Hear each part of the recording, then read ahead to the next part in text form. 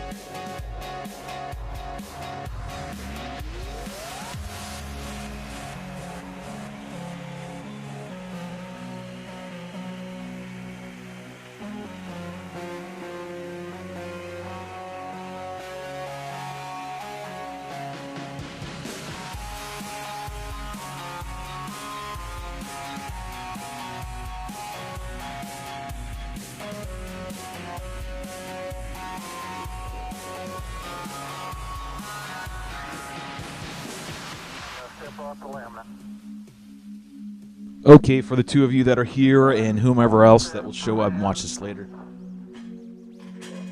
I'm getting everything ready right in the background. It was really, really cold last night, so we don't have central heating in here. We use kerosene heater, so we got to heat this place up, get warmed up, so we're not freezing our butts off. So good morning, happy Saturday. Never really done one this early in the morning. What's up, Big Lou? Make sure the camera, I can see what the rest of that statement is without seeing it. Make sure the camera is on. I'm sure that's what you're saying. 2 days in a row I've done it. Hey, this is the first time I've ever ran with this extra camera, so you got to give me some. Yeah. So what today we're going to do is drop in electronics. I'll show you what I do. It's not really that complicated. This won't be a long one like the other ones, just an hour. That's about it. May even be less, who knows. But my goal is to try to get everything done by today. So some of this stuff I'm going to do off camera that I just don't really feel is necessary to walk you through every little step. Because if you're going to be building a right wing, you should be already fairly proficient at it. At building wings, at least somewhat. You don't have to be like an expert or anything, but you got to have some builds under your belt. Because detail really is important on these builds. Anyways, look for the timer. I'm going to kick it on here in just a couple minutes, and then we'll be live.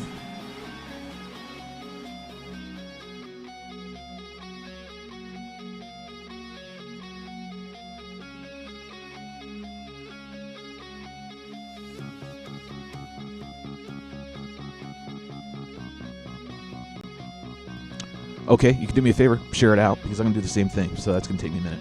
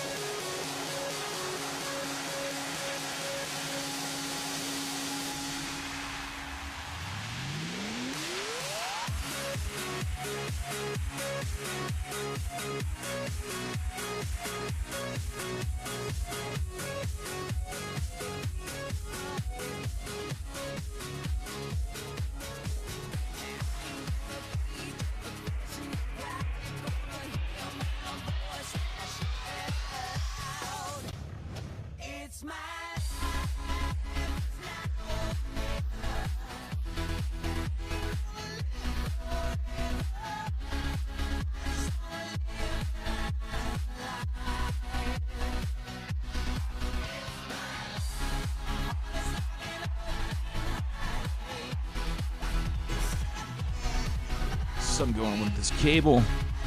Every time I go to share this out, Facebook limits me. It's an exercise spanner 8,000. All right. Anyways, I'm gonna keep the timer on in just a sec.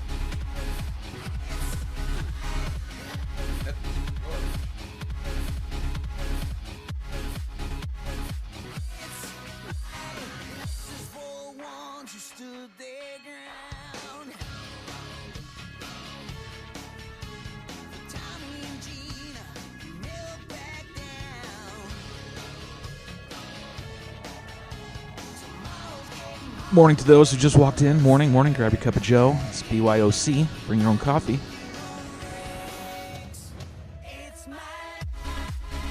Or bring your own caffeine. Not your own Coke, unless it's Diet Coke.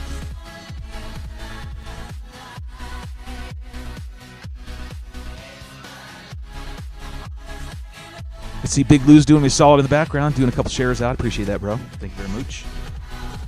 I'm going to keep the timer on. What's up, Marcus? Wie geht's? Was ist los? That's what's, what is it, like? Yeah, it's like 4:30, something like that. Peppercorn. Peppercorn. That's what that means. All right, here comes the timer.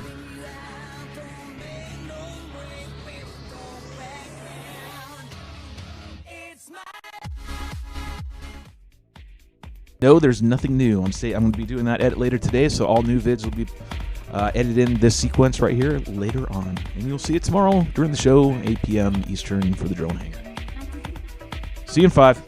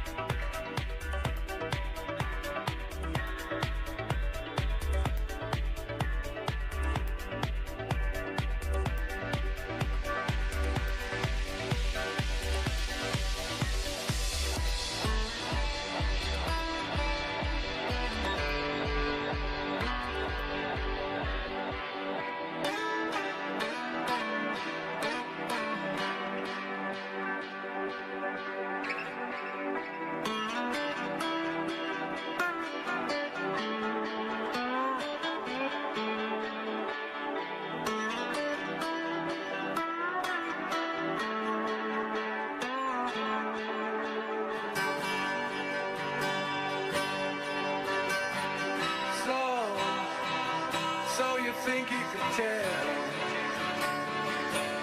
heaven from hell, blue skies from pain? Can you tell a dream field from a cold steel rail, a smile from a veil? Do you think you can tell? Did they get you to trade?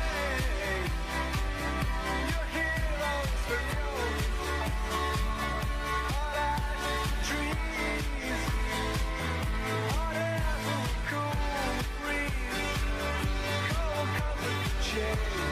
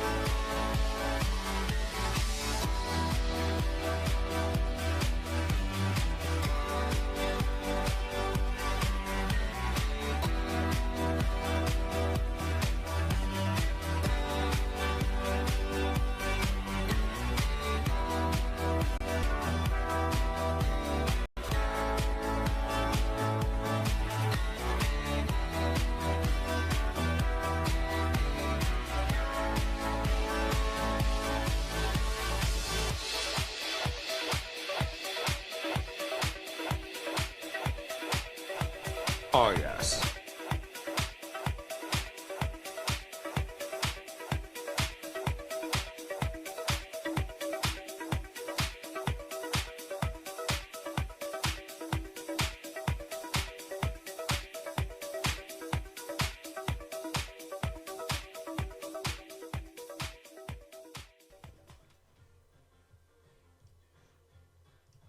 What up, everybody? It's the GYSOT hanging.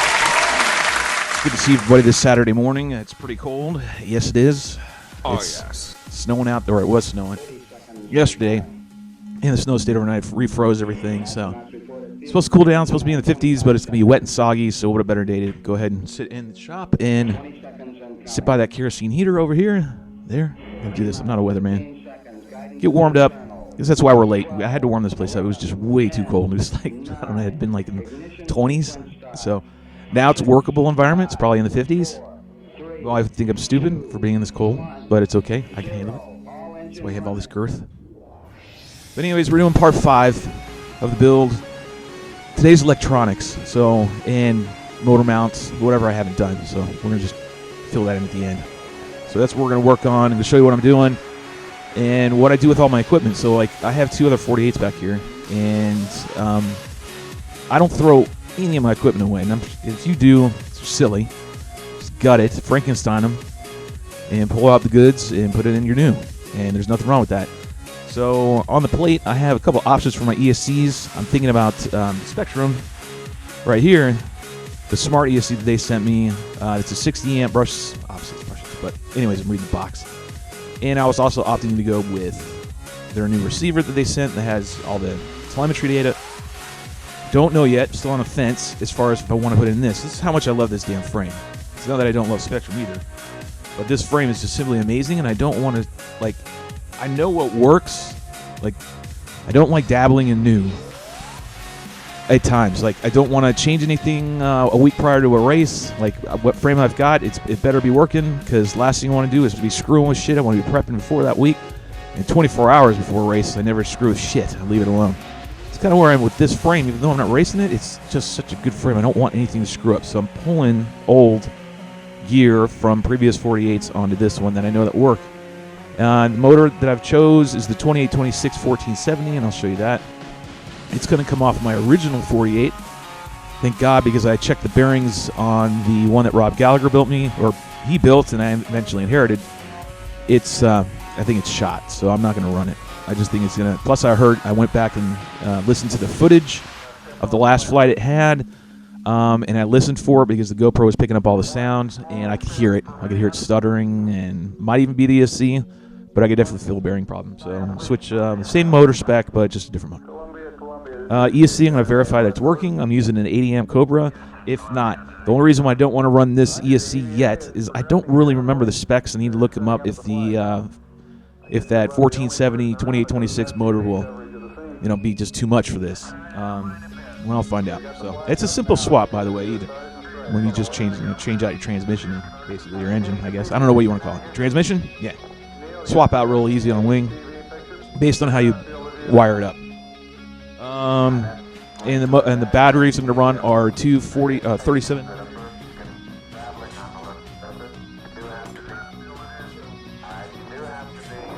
Don't want to be burning my chair. This is what I run. I got a ton of them. They sent me like a dozen, and they work great.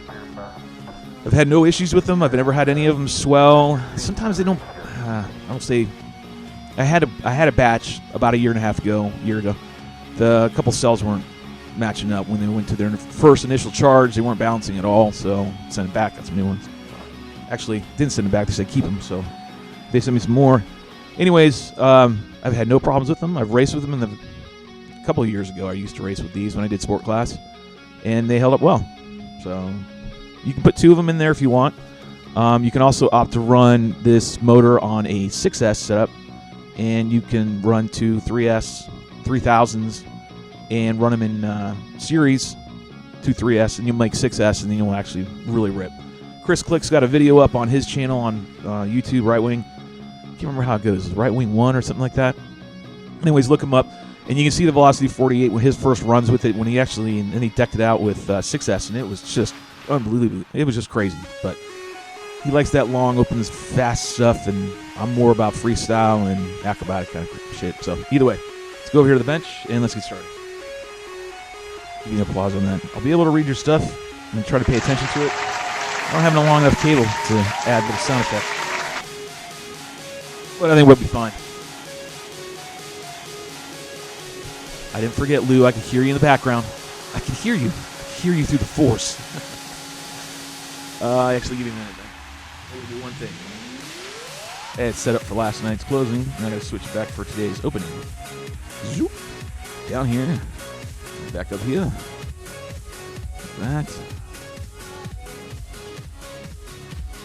Hold on. Pull this back up. I almost got it. Almost is the operative word. Anyways, there we go. Yay. There she is. Actually, I'll talk about this a little bit right now. While I'm sitting here, we'll do it this way. This is a little more practice. Yay. Good. All right, it's better. One-man show here today. I don't have anybody's help. These are really hard, just to let you know, folks. To run all this and then try to do all this is crazy. But I'm committed. Committed to doing it. I need to change one thing because it's irking me. Hold on. And that would be this. Screen needs to be there. That looks better. Ah, much better. Yay. Little subtleties. All right, on the top right there, what you see, very top, that's your first run of the 48. So that's, it's in all black. And it's a much softer foam. Flies different. If you want to see how this one flies freestyle, you got to go back 2 years ago on my YouTube channel and look up Wings Float, Quads Don't. That's one of them. That's an actual funny one, but you get an idea. It's tight proximity in a way for a 48-inch wing. It's down a river. And then there's a couple more ones before that and after that. So that sequence right there was flowing with that one right there, with that frame. So you can see, you'll be able to tell, because I've gone back and looked, this 48 versus the next one underneath it, and I'll show you that one. So I'm taking the motor off this and going to be sliding that onto the new one.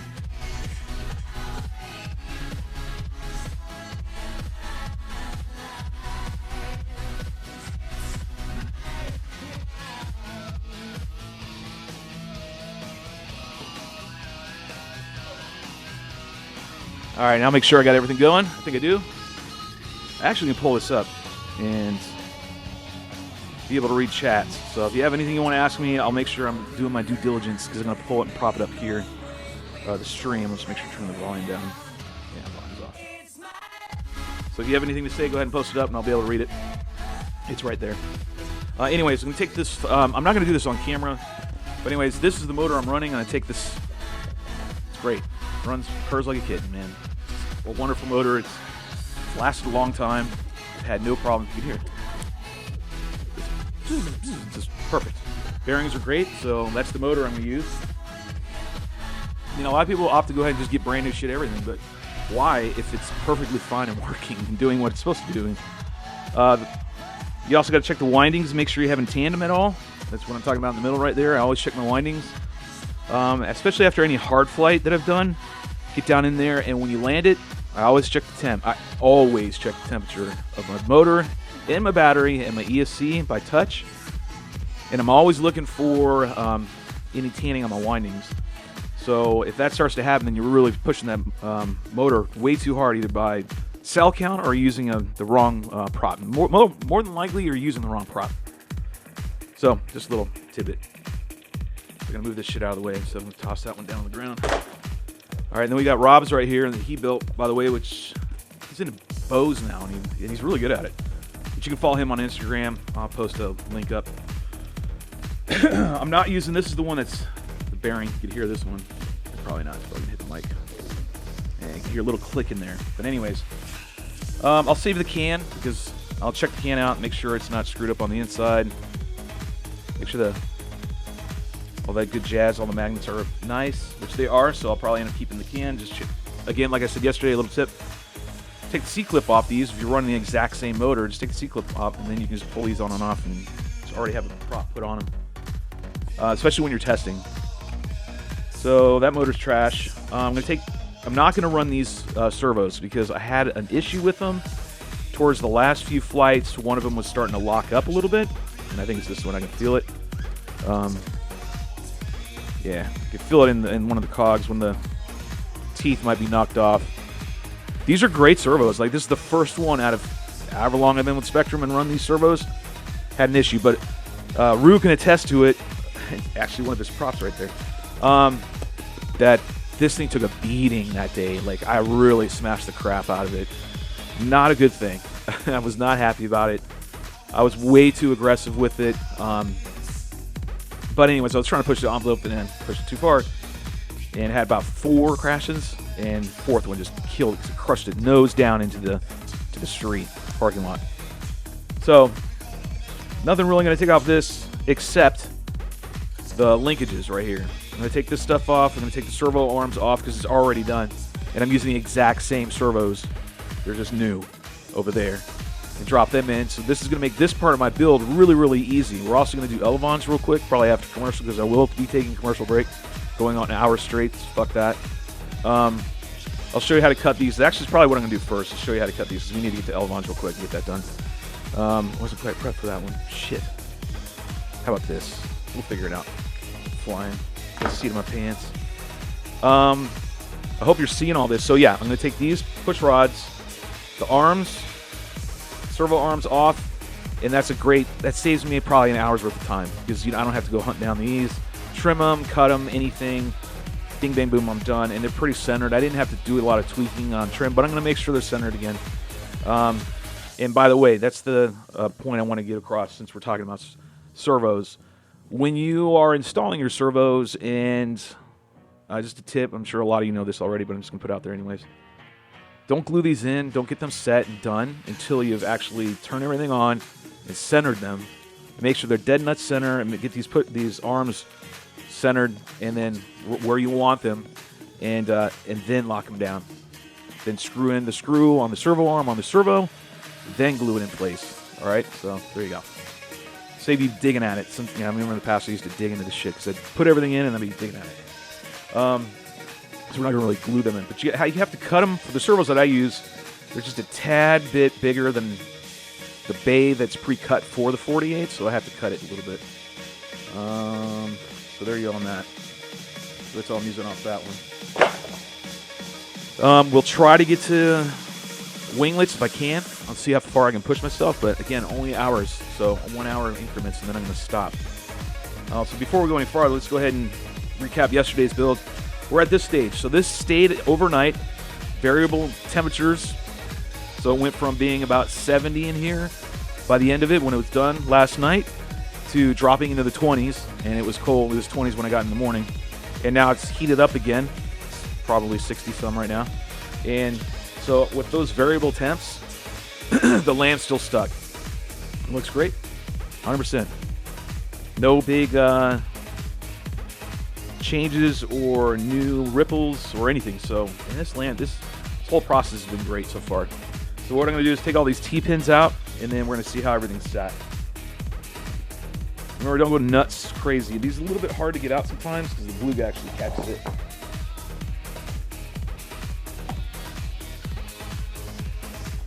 Gotta be mindful. It's gonna fall apart.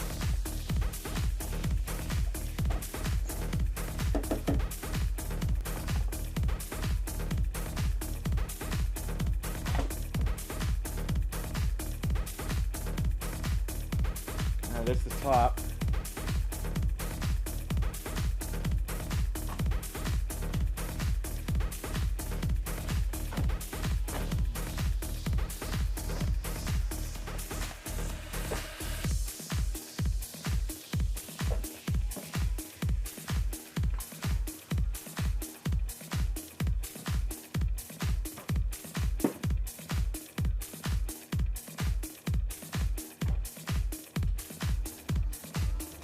Damn, I feel like some of it in the middle didn't go. Didn't completely dry. That's crazy. That's what happens with those temps. Temps change. Like, I should have just taken it home, let it dry in my house. Seems like it's done pretty well. Now, there's definitely something in there was still a little wet, and that's crazy. All right, so what I said before is all this little ash kind of residue left over from the glue and the fumes, the gases, they come off. You can use acetone to get it off if you want. And of course, before I go and or you just lick it, it'll come off. Doesn't stay on. You know, use a little rag. I'm going to do that here in a minute because I need to finish up the bottom. So it glued nice. It glued really well. It's in there, folks. I mean, I can hang it if I want. I don't want to break it. So it's good. Perfect. Make sure I don't have these. This actually sat really nice. This is perfect right here. I didn't even need to add a little tack of glue on each side. It's going to sit just nice. It's going to hold in the wind. Be able to pull back. All right, speaking of which, so go ahead and I can complete the whole thing. Actually, I'll do this afterwards. But what you're going to do is you're going to create an exhaust port right here. It needs to be twice the size of what this is. So I just kind of guesstimate it and then cut it out. You just want that air to come in the top and flow out the back and just go right over the ESC. And the way I kick the ESC up when I install it is I actually install it at an angle right here. I put a little foam wedge back there, and then it just sits at an angle and kind of grabs the air. The air just flows right over the top of that ESC and just pushes it out the back. All right. Save your T-pins.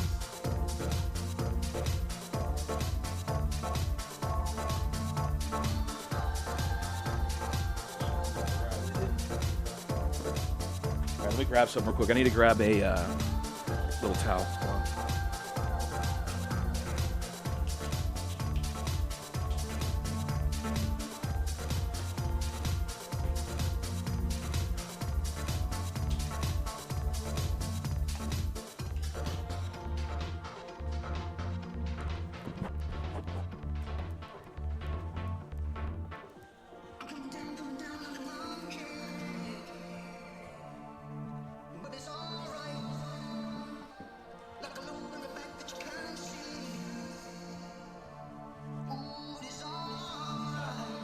There. I don't care the way it looks. Everybody, people that really do know me, know me well over the years, I don't care how it looks. I just care how it flies. So I'm going to get a little bit of this blemish off best I can. If it doesn't come off to me, I don't give a shit. Big Lou asked me earlier today, why aren't you painting this thing? I don't care about painting it. And on this one, I actually just like the way this foam looks, so I'm cool with that. I just care about the way it's going to fly. That's the main thing. To me, just the way it feels. That's my end goal. I don't want to sit here and stare at this all damn day. I want to be in the goggles staring at the image that it's showing me when I'm flying. That's what I want to see. So there you go. There's my sappy ass excuse of why I don't paint and have screw ups like that. Anyways, it's fine. We're gonna seal it up. Kicking shit all over here. Remind me of my soccer days.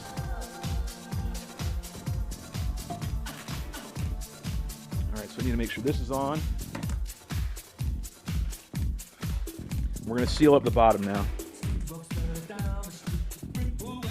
I did. I have enough lamb.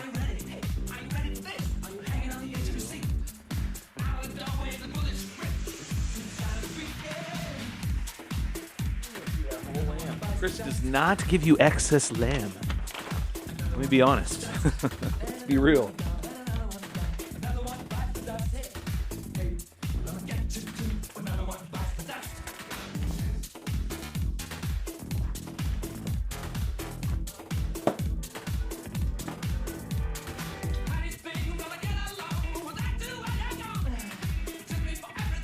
So you're just taking scrap leftover lamb that you have, or you can take a new sheet of lamb if you want. I'm going to opt to use this lamb because I actually want to make this bottom part a little more rigid, just for landing.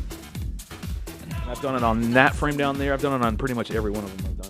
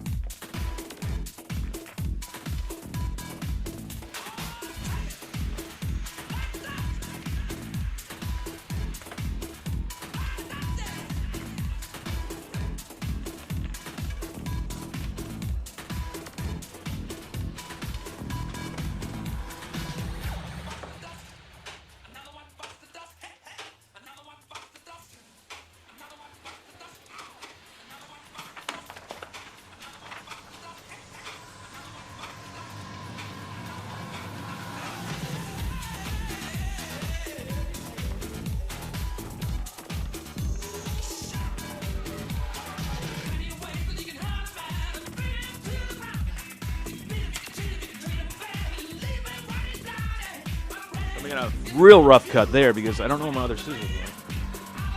And those are the ones I really use. Sharp scissors.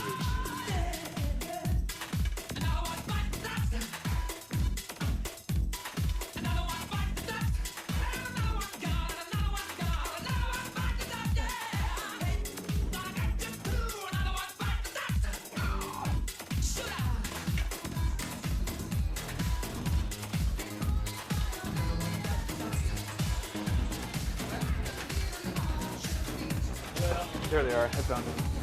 I don't know why I do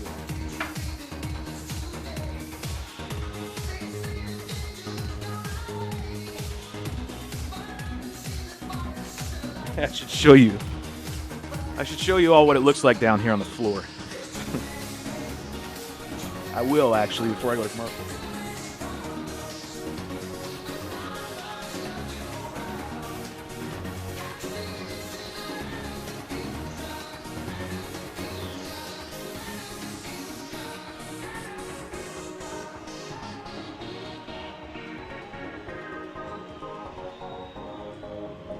See, if you notice with those scissors, if you get really sharp ones, you can make a little gap like that. You got to fill out the scissor.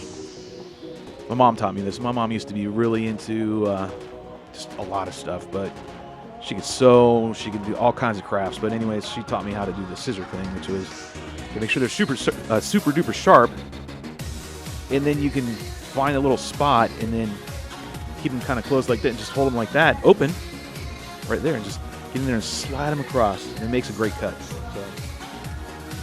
there you go. Thanks, Mom.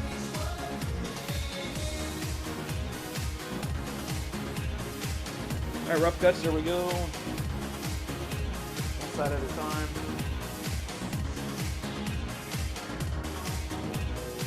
Make sure I'm reading anything. Right, let me look over here. Rue, this frame is 0.5 mil, usually 0.3 on a spec link. Check out Rue with his knowledge of wings coming out of the woodwork. Shelby had an off day. I don't know what that was. October 2026. Nice, nice laminated. Rip it. Says Rue. It's my mind's playing tricks on me because I see Marcus and then I see Rue, and from this far away, I'm reading your messages and it's a little difficult. Anyways, good to see you all here. There's about 7 of you. That's cool. Putting myself against the 6 of us. Same thing as yesterday. You're going to tack it down there and heat it up.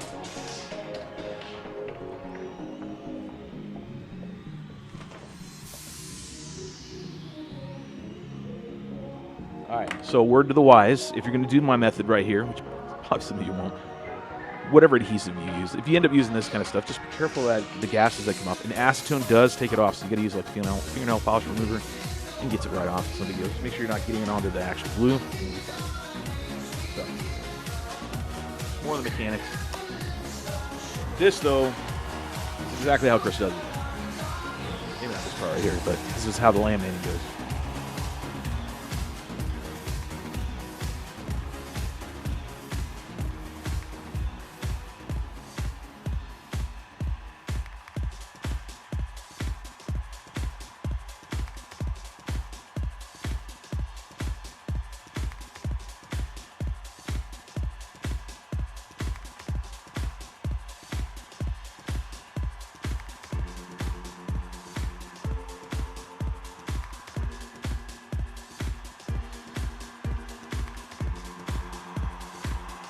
So I'll tell you one thing about this laminate. It actually takes the heat really well. Like, it takes a little heat to put on this thing. To get it to do what you want it to do, you actually got to put a lot of heat gun on there.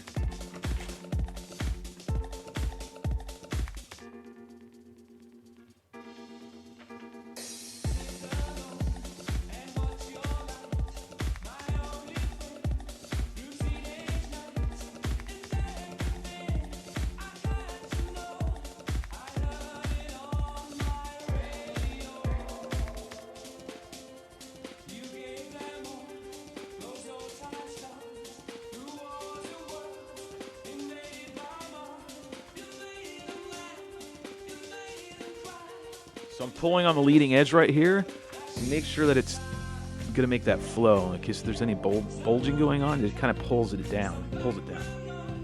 Don't pull hard. You don't want to taco it. Just enough.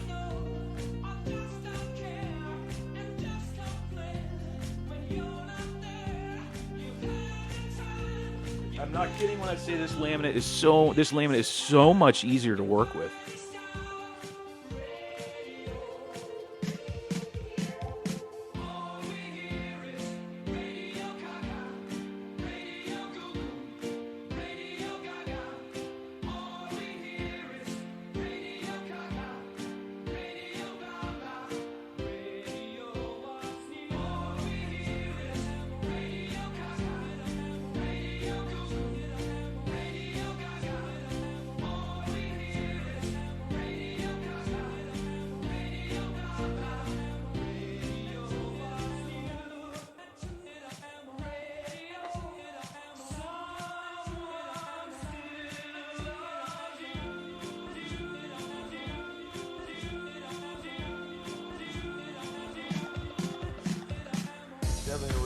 It's definitely going to require some more heat.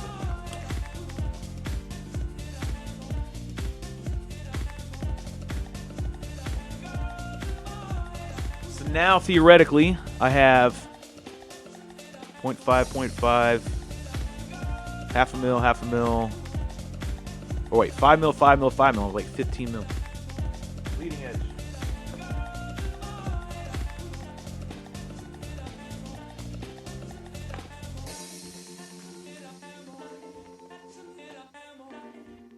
Doesn't feel right on there.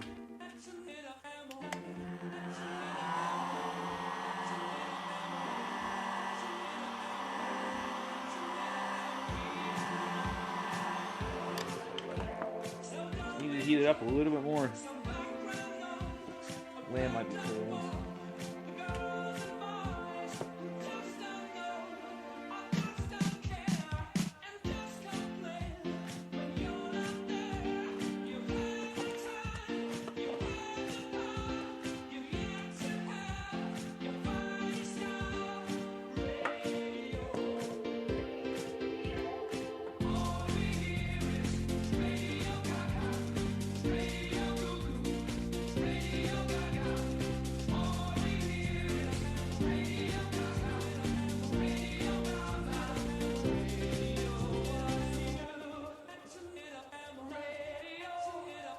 So I'm making sure it's sealed. I want it sealed. It's tough, man. It's. Let's see.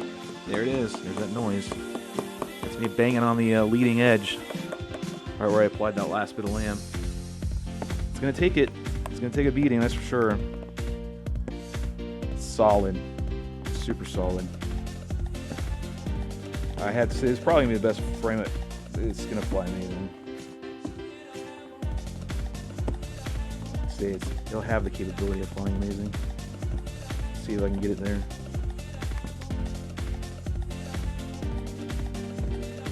Okay. All right. Same thing other side.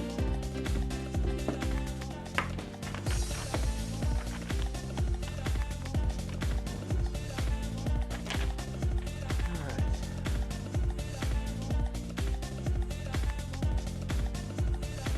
Same thing.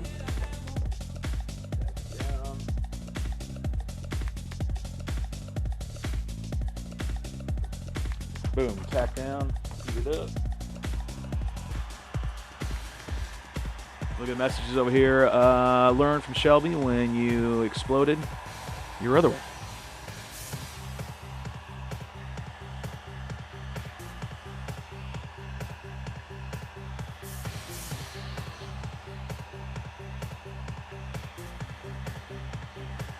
Yep. You can feel it when it heats up, the adhesive, you can feel it. It's very tacky.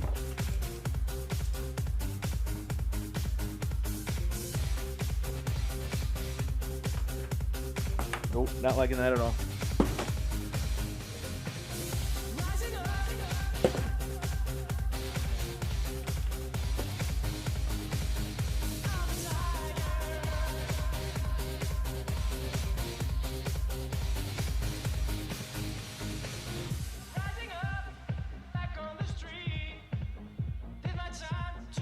So you see how I did that one? I went from the middle out. So I took the spar that's underneath there and I straight out.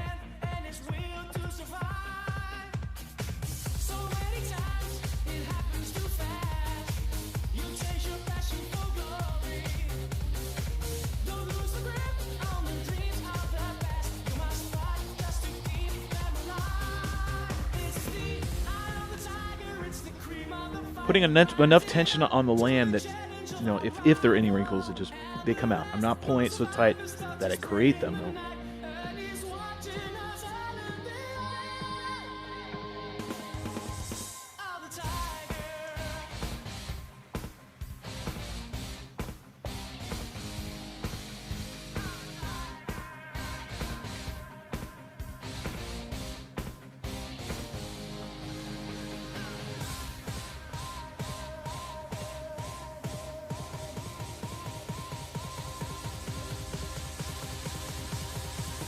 So I guess it's kind of like a brief recap of lamination from yesterday. Same thing still applies. Only thing on this, the tip I can give you is don't try to sit here and stick this lamb to the corrugated board. Don't. It's not going to happen.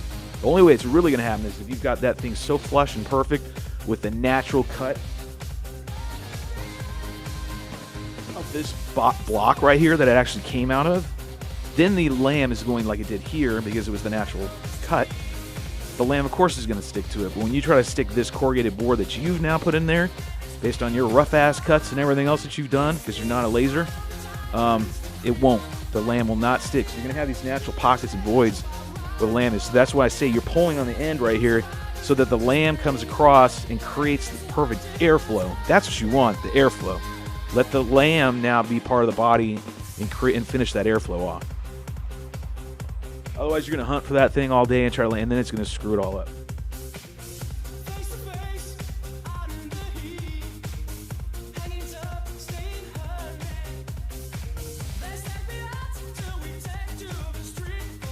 Make sure when you do this, make sure the sides are all sealed up nice and good so it doesn't come up when you land. And you always, of course, roll it across the leading edge so it definitely doesn't come up when you land. You don't want any parts of it to snag. Once in a while you might have to replace it, but very rarely do I ever have to go back here and swap this part out.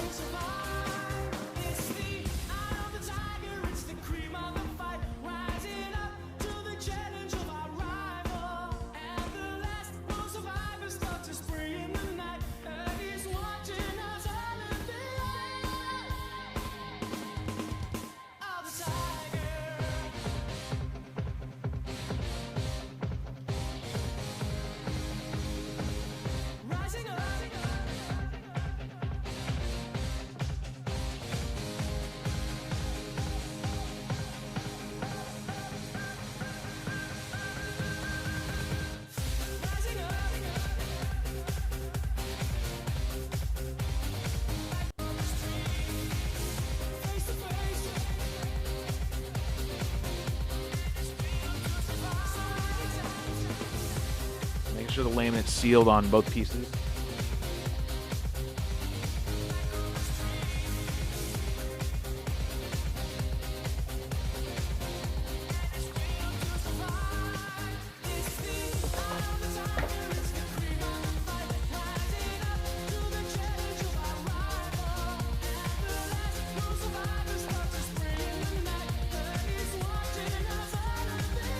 Orthodox.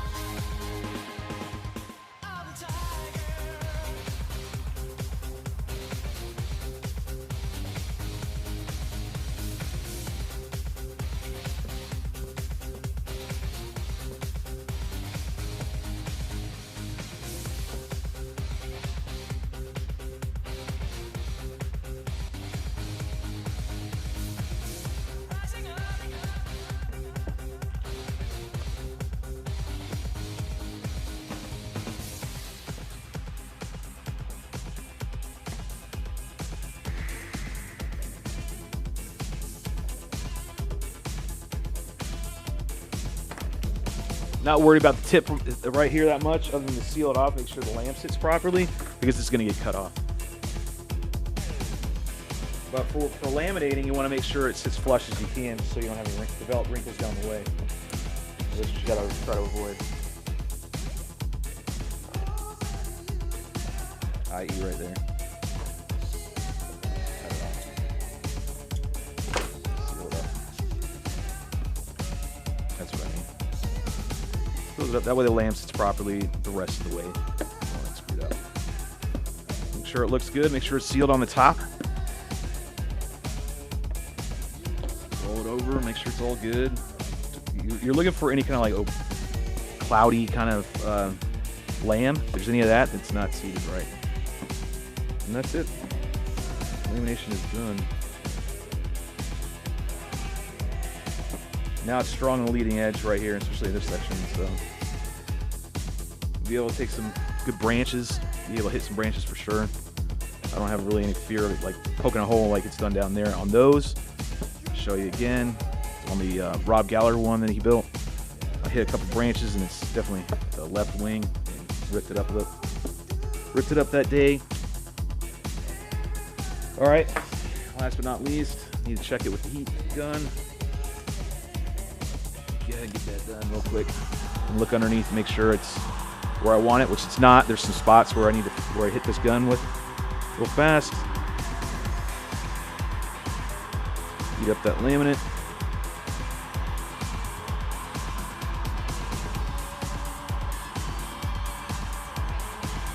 There we go. There's some strange satisfaction out of doing this. I don't know why. All right, there. I don't know if you can even tell the difference, but I can. Especially when you're looking down, it's just smooth. And I keep saying glass because it really is. So just shrinks it all up, tightens it up. That's why you don't want to do this entire, like I used to do this on my entire frame. Chris was right, just tacoing the frame. I'll admit it. So I learned to learn from the master and do it the right way. Still incorporate a little bit of my methods, and they work. Like this really does work. It's not going to jack my frame up as long as you know how to do this. And I've got tons of years doing it. You can check it down the profile. Don't just look down on it, because remember what I said the other day, optical illusion will come upon you when you have that light cascading down. Even though this looks like there's a pocket right there, there is technically. But this new laminate has now sealed that up, because if I look down the profile, if I look down the frame, it's just solid. It's just nice and slick. It really is. I'm going to try to give it to you guys right here. What's up, Jamie? Well, the twin. Is this the Volo out of Drac foam? Yes, this is out of the Drac foam. So it's sealed it up with, and we're using this this special laminate that RiteWing runs. Sent me with. So if you can see down there, it's nice and smooth and crisp. Yeah, love it. So we do the same thing on. Maybe you can see on this side. Can you see on this side over here? I'm pointing. This is my pointer, but I'm pointing over here with the heat gun right there. Whole section right here, it's kind of wrinkly versus this side where it's nice and smooth. And just take that heat gun, go at it. Don't go way down on it. Don't go, we're talking like 6 inches, no more than that. And then wait for the heat to move the laminate. As soon as it moves the laminate, you need to pull away and move on to another spot. You don't need to sit there and wait for it to do its thing that you want. It'll do it. It'll shrink.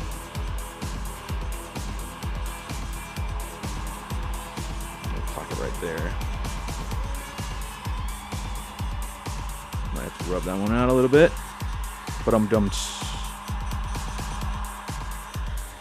But now you can see, at least in this section right here, I hope it comes out. I can tell it's better, way better. Got a little section right here. And remember, if you sit here for a while, you got to come to the point where you're going to say, screw it, and I've made a mistake, and move on. Because if you sit here and try to, you will not make the frame perfect unless you're, even Chris makes mistakes or has a couple flubs once in a while. But for the most part, he will have more success of getting one done perfectly versus the rest of us, we're probably not going to be that way. So you got to learn to deal with the imperfections that you create. And this isn't catastrophic. Catastrophe is if you make it like warped. Take this again. And this is how I get the wrinkles out. Don't push on it. Just let the weight of the bean bag, this cornhole bag, whatever the fuck it is, just rest. And it naturally surrounds the body of the contour of the frame. Just work them out.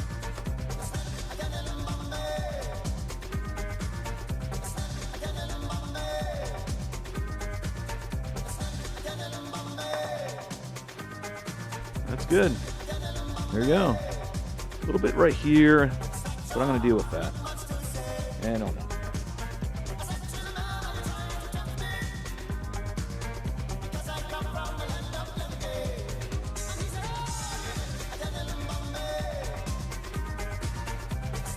Remember what I said, the temp on these need to be around 2.5, no more than like 3 is the max, and you need to back off.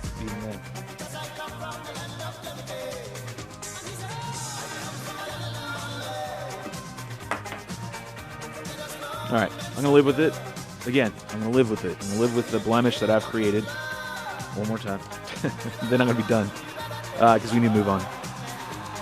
And lamination is the longest process of building the frame, by the way. It really is. You've really got to take your time doing it. It is an art form. It is not just, you're going to pick it up and get it done perfect the first time you ever run it. You're not. I'm not saying to be discouraging. I'm just saying to be realistic when you go to try these. To do this, that you're probably going to have some mistakes and a lot of wrinkles, and you're like, damn it. So just refer to this video and come back and try to, maybe you can use this method to help get them out, smooth out the frame, getting a little carried away. Hey, here comes Marty. Nope, there goes Marty, and Marty's coming in, and he's looking, and he's in. Say hi, Marty. What are you doing? I'm building. What do you think I'm doing? You turned on the heater. What are you building? A Velocity 48, limited edition. Ain't done yet. Yeah, we're going right now. I had to put the bottom lamb on right here to cover everything up. You can't make shit. I'm painting it that color. I'm already done.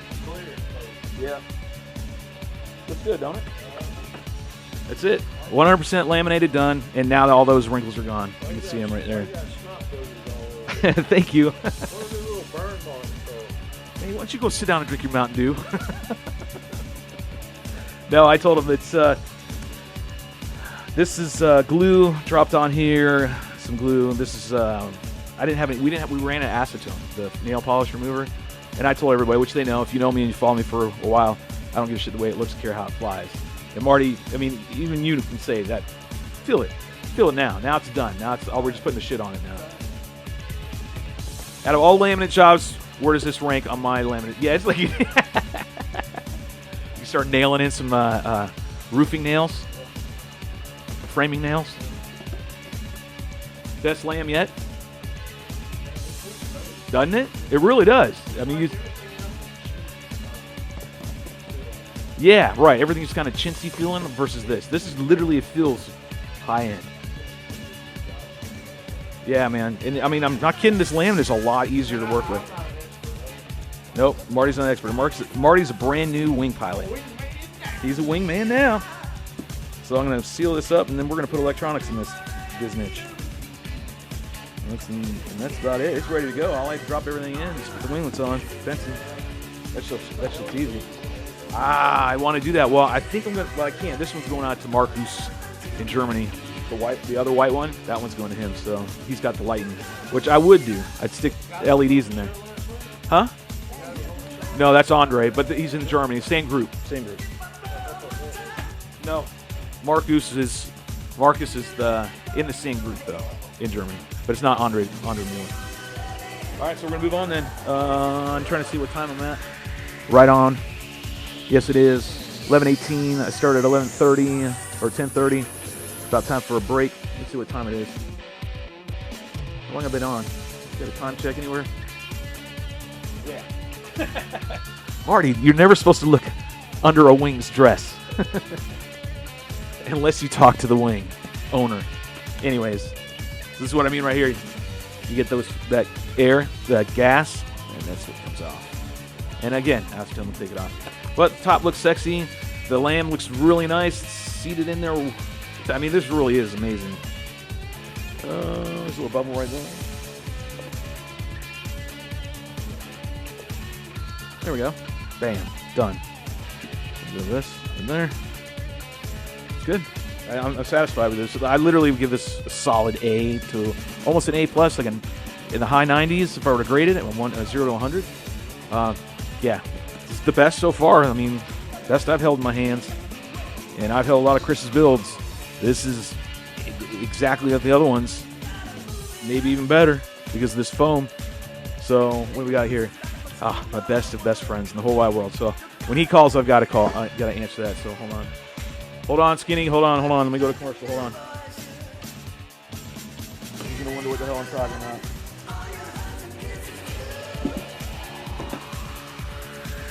Shit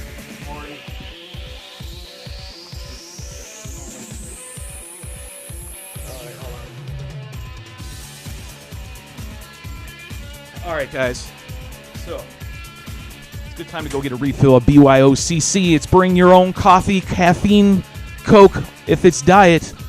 Other than that, don't bring it. I'm going to take a quick 5 minutes. I need to take this call. I need to go take a bathroom break. I'm sure you all do, and wake up a little bit more. And thanks for tuning in. Don't go anywhere. We'll be right back. So we'll see you in 5.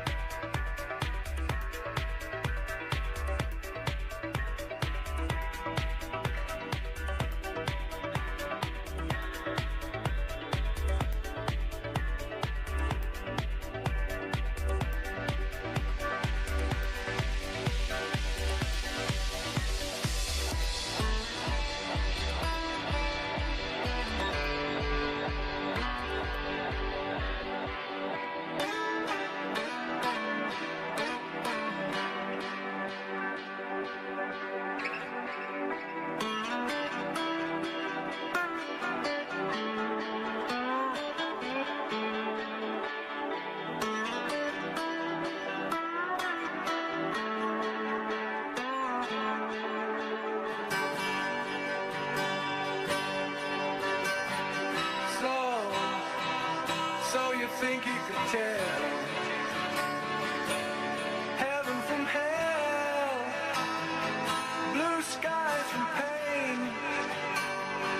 Can you tell a dream field on a cold steel rail, a smile from a veil? Do you think you can tell? Did they get you to trade?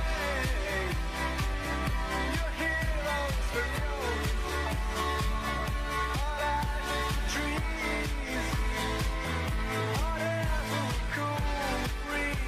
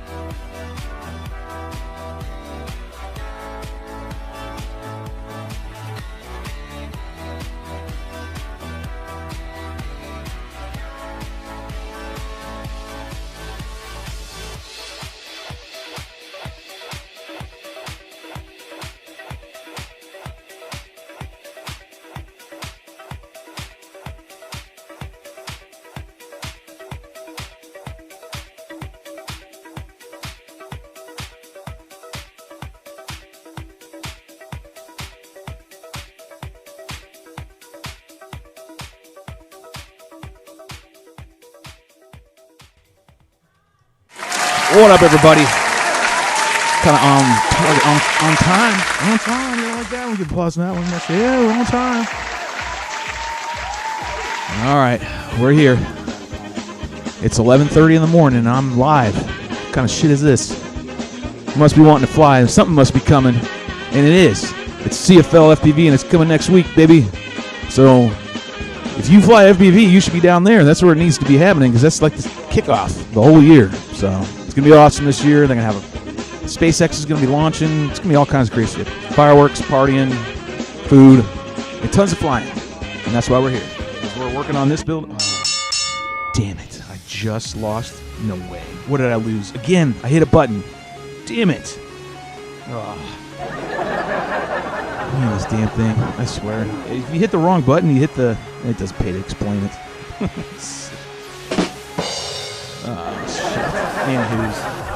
It doesn't... Let's rewrite it. You guys send stuff over here in the Chatty Cat land. Let me go ahead and switch over to that real quick and do that. Yay, everybody. Let me go ahead and actually give you guys enough applause if I have it.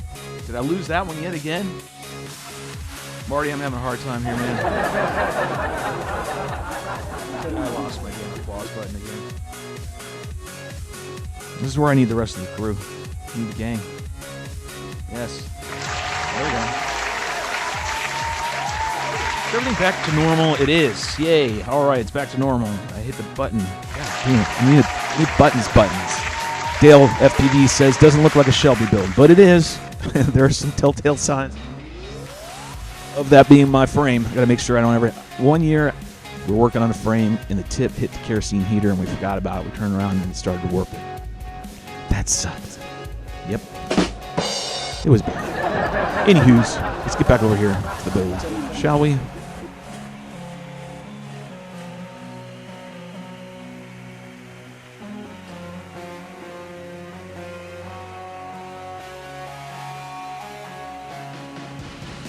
All right, so we're back. Shit and everything on the ground. Anyways, back to this. Make sure I got the right angle. Yeah, I think it's good. Over here a little bit. Yep, I think you all can see it. Oh shit. Columbia, this is Houston, AOS, over. Gotta make sure I can read your guys' text if you write anything. Beautifully. They're setting up the flag now. I guess you're about the only person around that doesn't have TV coverage. Here. That's all right, I don't mind a bit. Okay. They got the flag up now. You can see the stars and stripes. Turn this down. Are you getting a TV picture Fast now? forward. Neil, yes, And we're good. TV pictures. All right. There we go. Yeah, we still got about a little over half dozen. I'll keep going. All right, where was I? Got to get my mind back to the bottom. Got everything laminated. Everything's good to go. Nothing changed over time. Nice. Just feels good. It's perfect on the belly. Perfect on the top. Nice. Well done. Good to go. Quite pleased with this. All right, motor mount. Motor mount, key thing on this. I don't care what Chris says, and I love him. But fuck that plastic shit. I understand that you can bend your shit and break your stuff and blah, blah, blah, and whatever, yaki yaki. But the bottom line is, if you don't run this mount right here on these frames, or something similar to this, you will end up having unless you put this thing in perfect, being slide it in here and the thrust angle is absolutely correct, you're gonna be hunting always your pitch because the thrust angle is gonna be off. So this leaves room for error. Yes, when you land, if you don't run the brake on your ESC, it's gonna prop drag and yank it and then bend it. Yes, that will happen. So put your brake on and you don't have to worry about that, and problem solved. Because once you start flying, floating down and landing, because you shouldn't be having your prop on when you're like 5 feet from landing, the air will push the prop flush with the frame, and when you land, it just scoots right in and you're good to go. Okay? There you go. Everyone's happy. Trust me. You'll love doing it this way versus just having a completely seated solid. Unless you have a mount, I think, who does it? Windcatcher or somebody, one of the other manufacturers actually have a fuselage, like a a complete mount that just directly fits on the rear of the frame. Problem solved. Again, still gotta have some air. I just like this method better. And then you can aerodynamic it out all you want.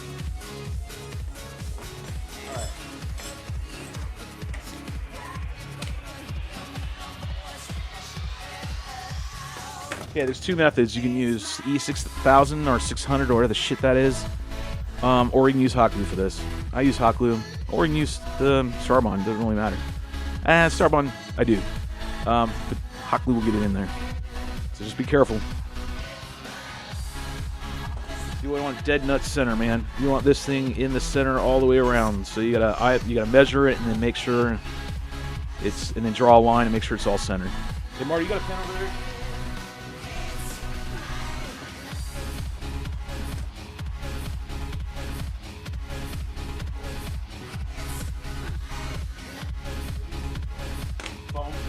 So I need something I can write with foam. I have black pens in the back. Could you grab me one? Yeah, permanent marker. You can try it. Let me see if it works. Might work.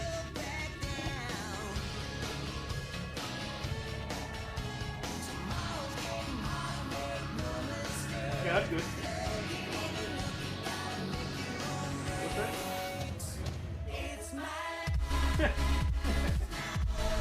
Marty said I'd come out here to be your gopher. No.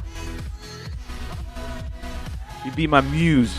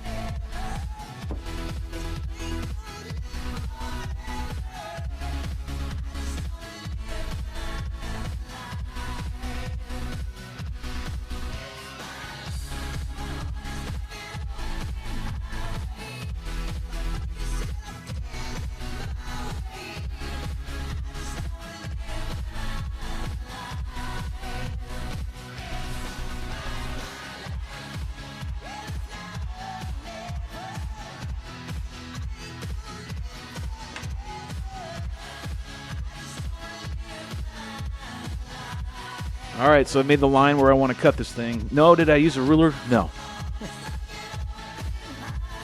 Done this so many times. I'm all right. Use a ruler. But again, that's why it's good to have it with metal, because metal, this aluminum or whatever, it's going to bend. You'll be able to tweak it.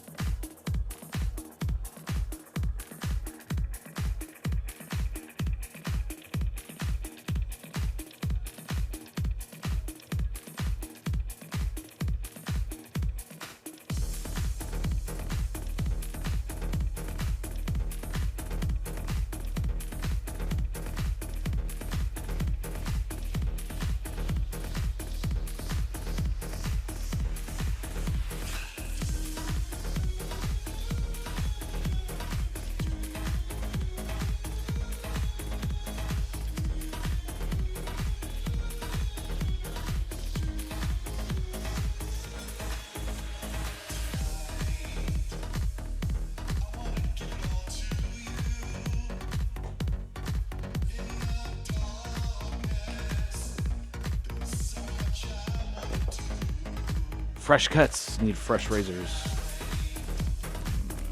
I'm running out of razor though.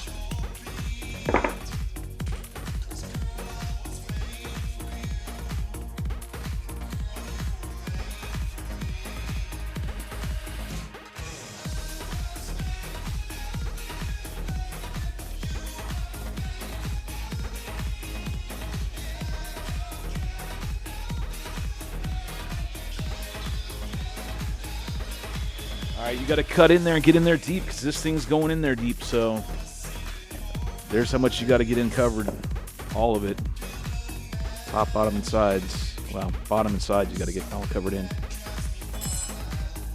It's a lot of eyeballing.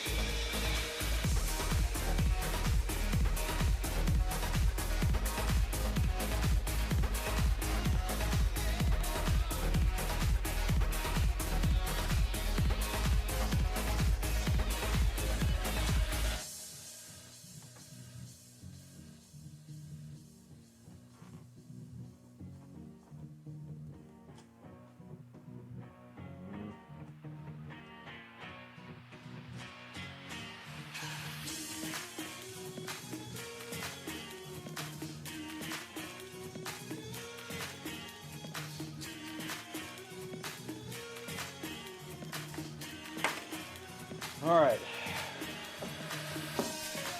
Got to measure that a couple of times. You only cut it one time. Let's try to heat this up a little bit. You don't want to heat it up too much. You can burn your damn hands, but just want to get it in there a little bit. Just the leading edge. Just help me out a little bit because you got to get that foam moved around. I can tell already. It's not like I normally do this process. I'm just thinking like this foam is so tight and dense. You're going to have to get something to separate it a little bit.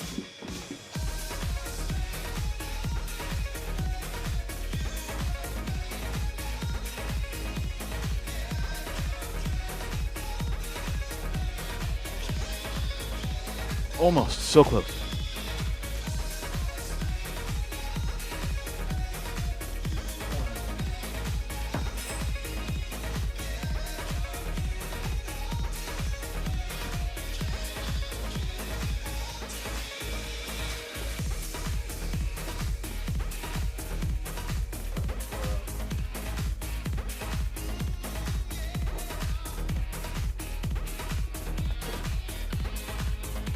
I'm going to cut this back piece off.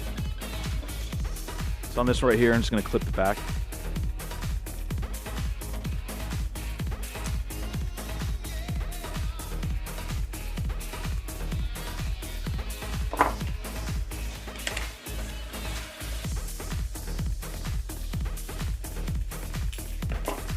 There we go. Now it should go.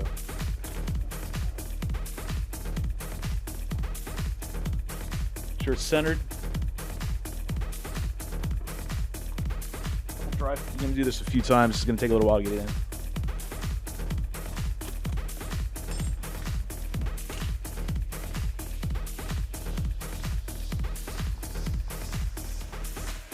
Come on, cornhole.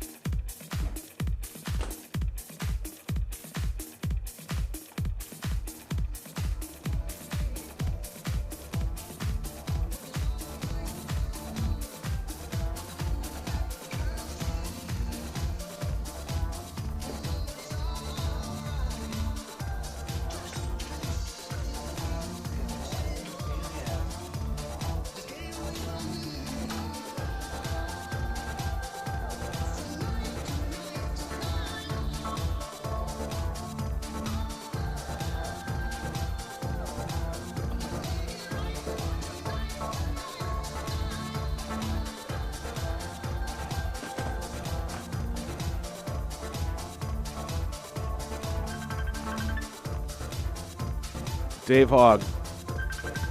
We'll answer that call. What's up, Dave? Dave, I can't hear you. What you saying? Yeah, you're calling Shelby. What's that? Put the volume up on the right, please. I can't hear you. What? You put the volume up on your right. This is like an ongoing thing. Marty, can you unmute me? Thanks, Dave. Dave, can you unmute me? 2 weeks in a row. 2 days in a row. My mic's good. My mic's totally fine.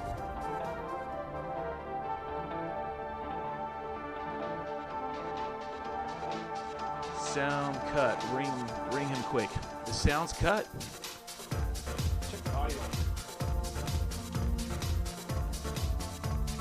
How's the audio? See it will be this.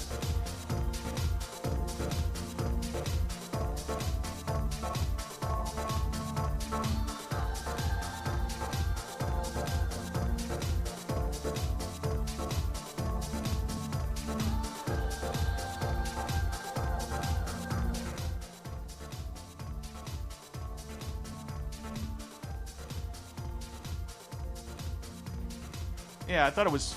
I don't know what it is. 'Cause it's fine on here. I can hear it.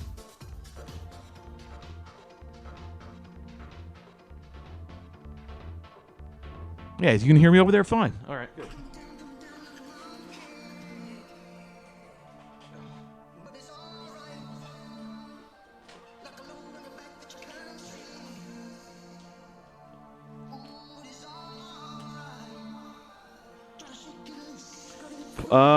You know what it could be?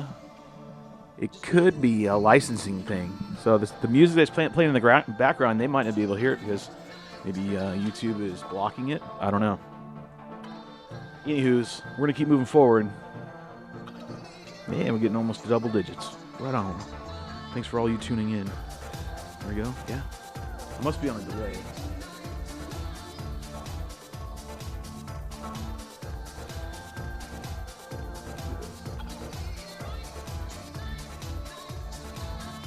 Sorry to refresh my feed. That way I get current. Hey, we got a dozen.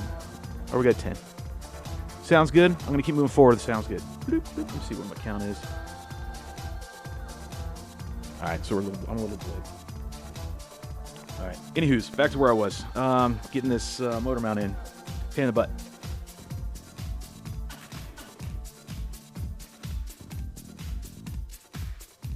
Thanks for your help, Marty.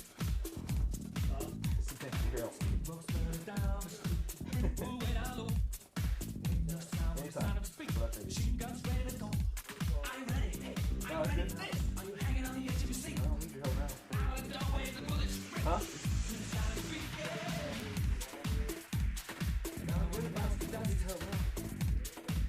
All right, so I got it in now. It's nice. This is where I'm going to want it. I'm going to pull it back out. Then I'm going to put some glue in there. It's a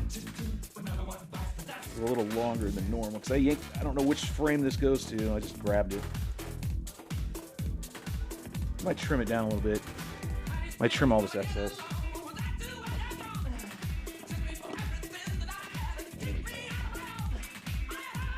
So I don't know where I'm going to put this motor yet. Because this one's different than the other ones. Usually it's in here like this. Not like that. Motor rests inside right there. It's closer to the center of gravity. Makes more noise. But I'm not having to put a shit ton of weight out here. But you can flip it around. And do the other way. You may have your motor stick way out there. Kill the noise. Bend your shit. This will bend all the time.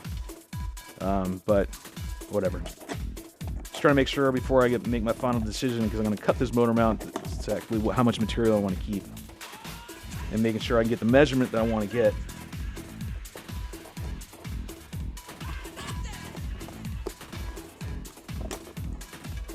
Just lining everything up, see where I want it.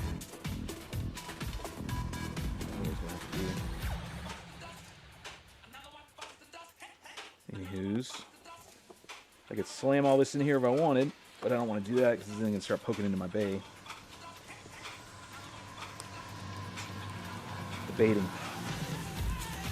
Alright, pull it out.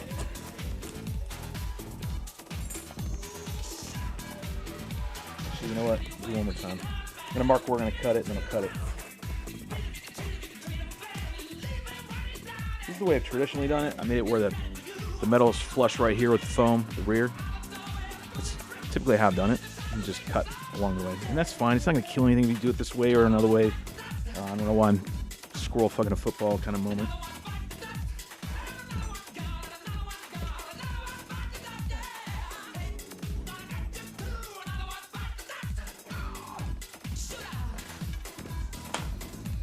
Alright.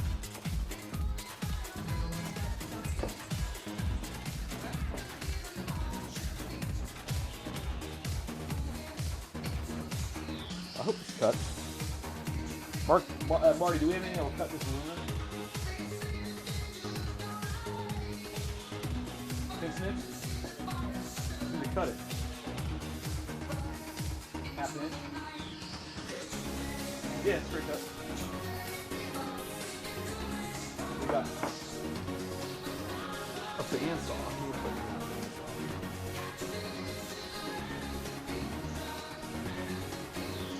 Mike? No, it's okay. Make everything look clean and nice. Yeah, that's okay. Too much effort first, just a little part.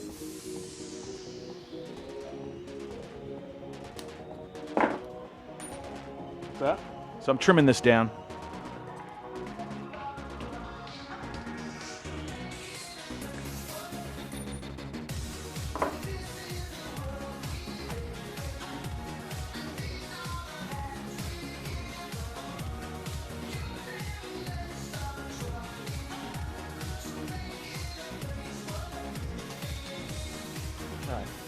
For simplicity and everything else, that's the way I'm going to do it. Looks good. Looks clean. I don't have to go get a fucking bandsaw, which is what Marty recommended. I'm not doing that, which is probably what you should use, but this will do. This looks nice and clean, so we'll go with that.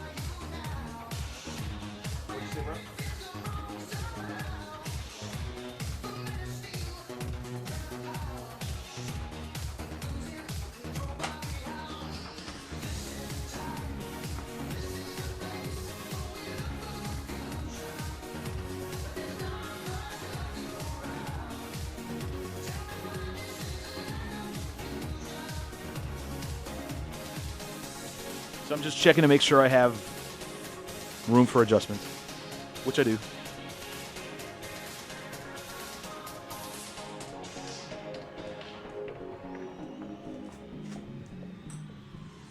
I don't know about using hot glue on this one. I might actually just use straight up the Starbond. It might be, it's thinner. In this application, you need thin.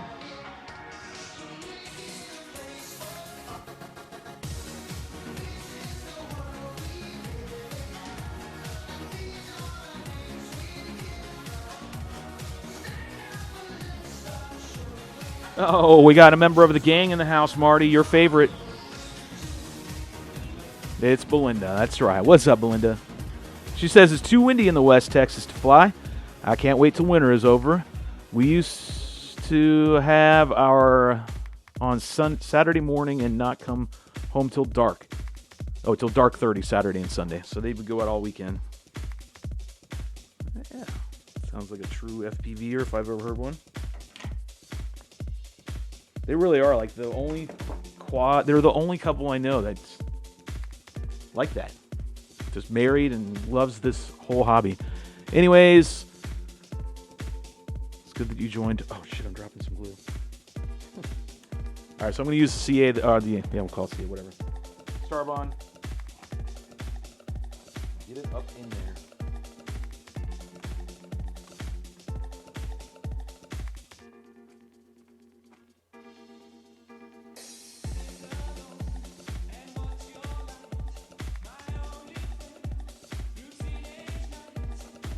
One-shot deal, man. This is it. This is all she wrote. Put some on here. Get it all up in there. Don't be shy.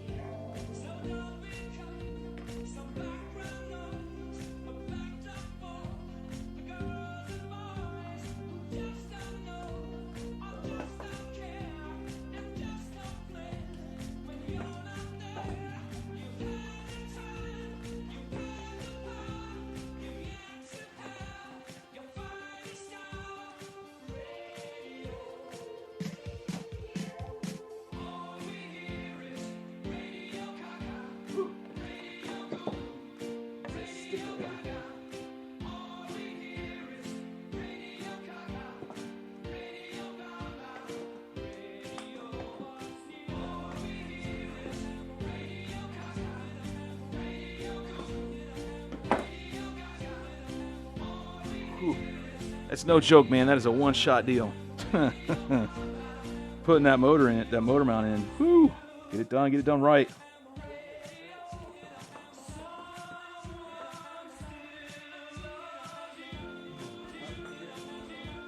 What? Because it was just too big.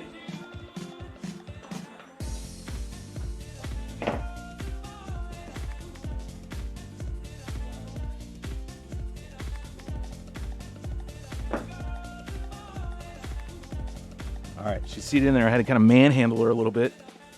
Saw me getting nuts with that needle nose right here, but it was setting pretty quick, quicker than normal.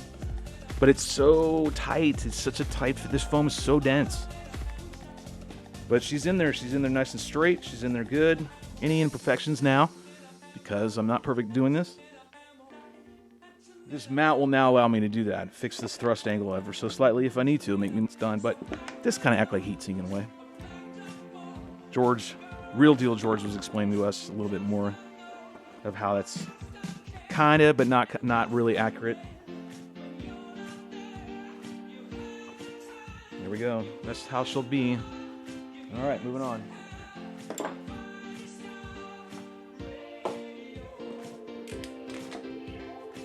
Servos.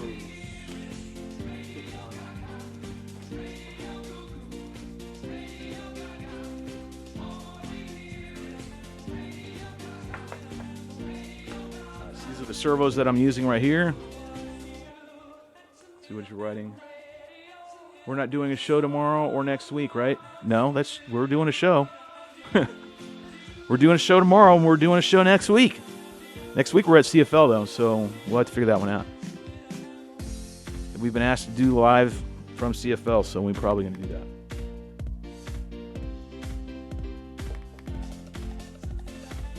All right, so servo time. I'm using Spectrum's A Alpha 5040s. A little beefy, a little on the bigger side. Rather thick.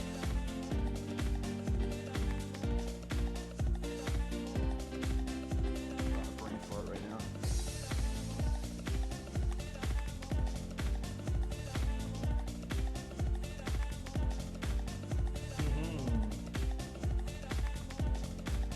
How do I have it on those? Don't know who that is, so decline. I'm not answering the phone if I don't have your number. You'll be there, sweet.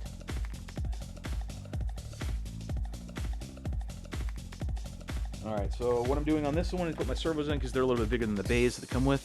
Is I'm making sure that just cut it out a little bit. Spin. Nothing here is that precise.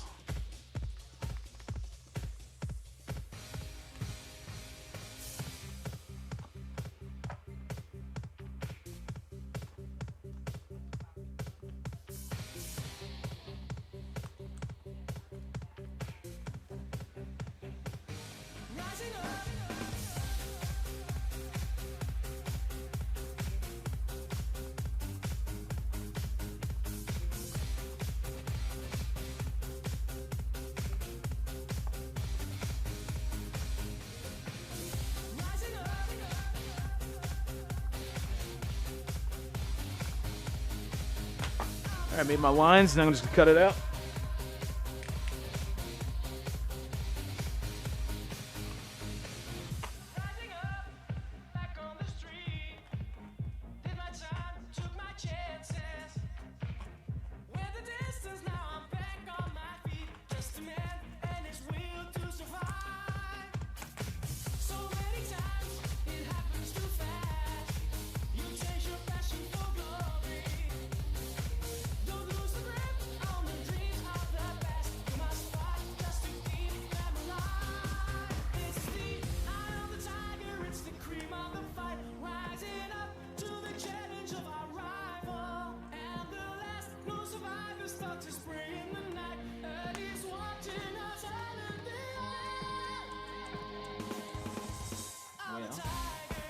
This foam I'm not used to dealing with when I do this kind of work with servos and whatnot like this.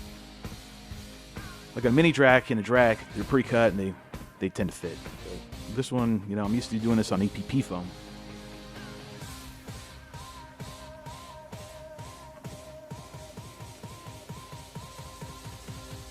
guessing what I'm getting at is the pick-pluck method of what we're used to. If you've been in the game for a while, you know that term, pick-pluck.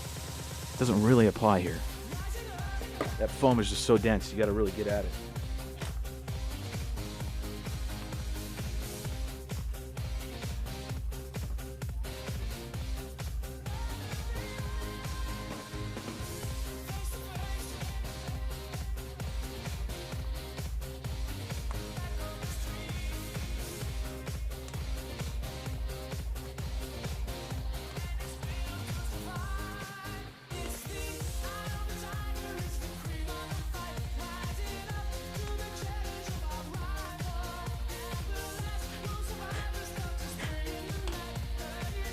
All right, test fit.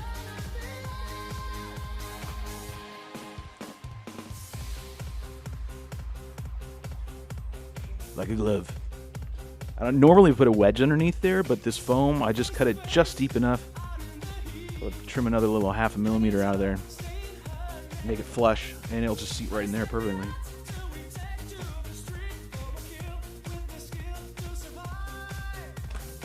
That's crazy.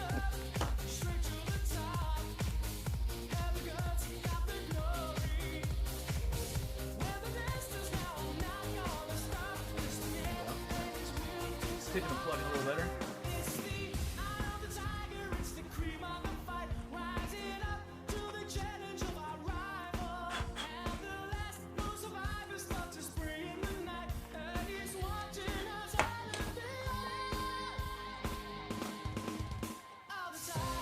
Bam. Bunny. There you go. That's it. See? Other than the wire, we're going to cut that in there real quick. You can feed that through and slide it all the way through here, theoretically. I guess you could. But I don't know how the hell I'm going to get through all these spars right here without jacking shit up. That's not my forte. So I'm just going to cut a line, follow the spar a little bit, put a little slit here, nice and deep, jack the wire down there, bing, bam, boom, I'm done. Again, I build to fly. I don't build to showcase. That's not the way. I've never been that way since day one. And yes, laugh about it. That's cool. That's great. But the bottom line is I fly to make video and the experience. I don't really give a shit if it had turds on it. No, that's not an open invite to start making stickers that have turds on them to Shelby Voll to stick them on his wings. Let's get that. I know how this community can be at times. I don't know why I'm losing my feed with you guys. We're still moving.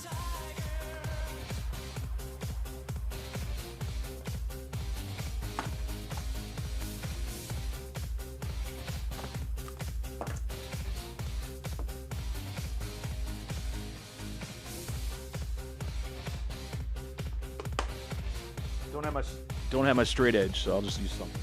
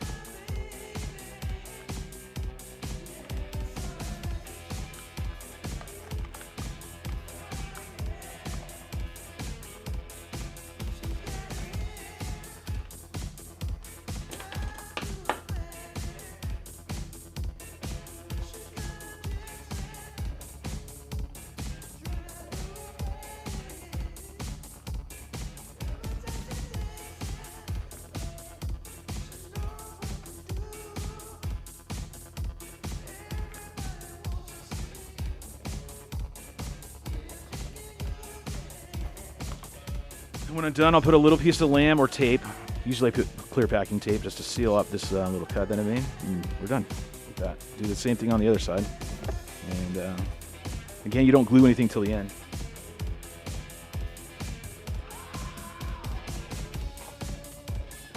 That's how you do servos. I'll do this one real quick just because it's a quick process. Then I'm going to go on to take a quick break, and then I'm going to come back. We're going to do Elvons, and after Elvons, I'm thinking I'm going to call it for the day. It's definitely going longer than I need to, and I have shit I got to get done. Got family duties to take care of both today and tomorrow morning. We will be live tomorrow, 8 p.m. Eastern. Right, Marty? Yep. So non-enthusiastically.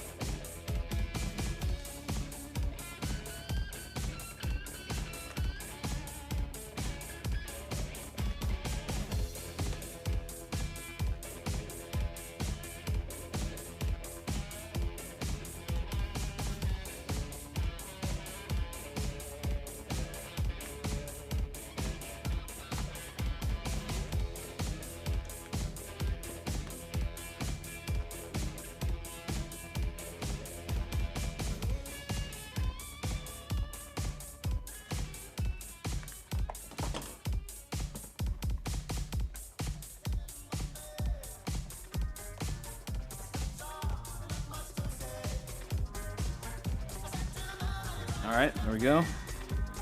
Just a little more. I got a half a millimeter again.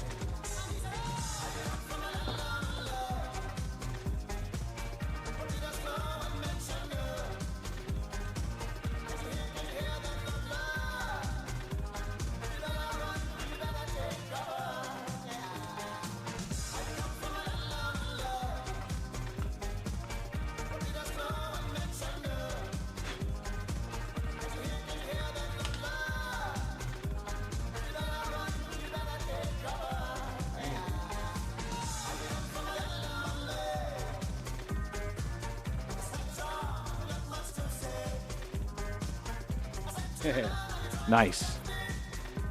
Nice. Man, that foam, man, it's awesome. Just, it grabs everything. It's tight.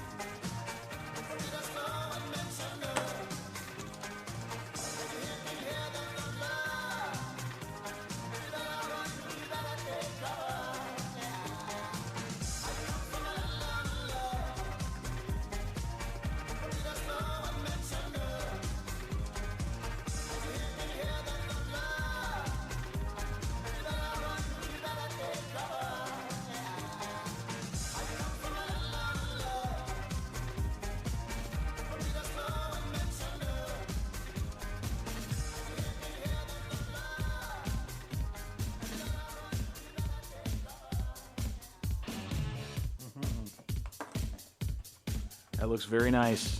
It's coming together. Coming together very nice. I might pull a little bit more out of this. It's pushing it up.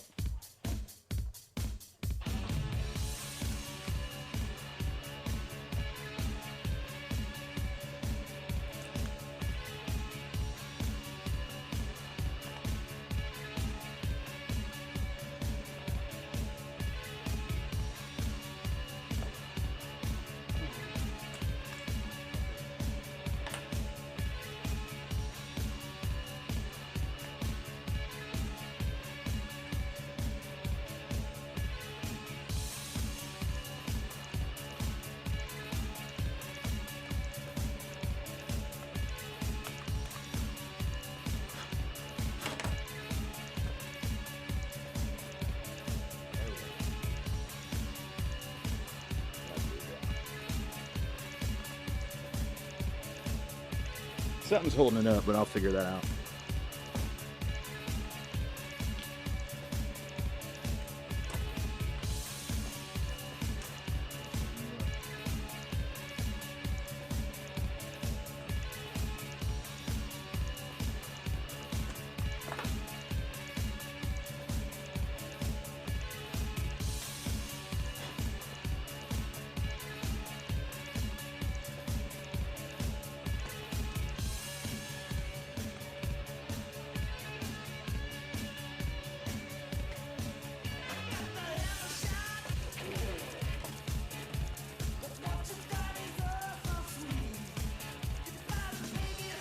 All right, good.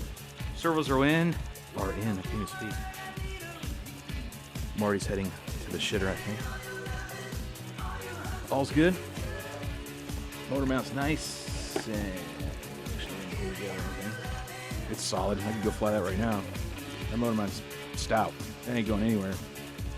Of course, when it sits overnight, it's going to glue even stronger. But like I said, it's a one-shot deal with that.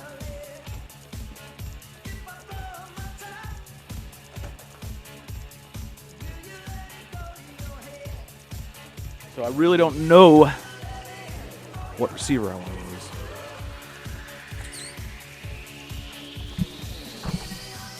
All right, so we're going to go to... I'll show you kind of how it looks. I'm going to run this ESC right now. Yeah, it's got some tape on it. Don't knock me. Even if you know me even longer, then you know what my original nickname was. Anyways, this right here is an 80 amp Cobra that I've tore off the original covering and then heat shrunk some more. I'm going to see how it, when we get to firing it up tomorrow, see if this will actually work. If not, I've got the 60 amp. I just don't know. I have to look at the specs again on Innovative Designs or whatever it is to find out what the draw on that motor is. I don't want to hook it up to my bench and do all that. It's a pain in the ass. Well, I could. I do. My fucking shoe literally stuck to the bottom of the floor. Dum-dum, cloud laughter.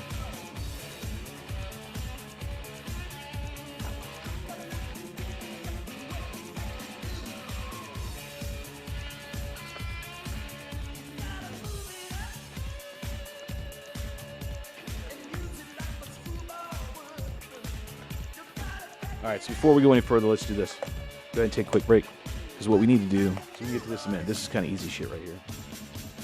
You do need to see how the elevons are done, so we need to do that. Which are right here.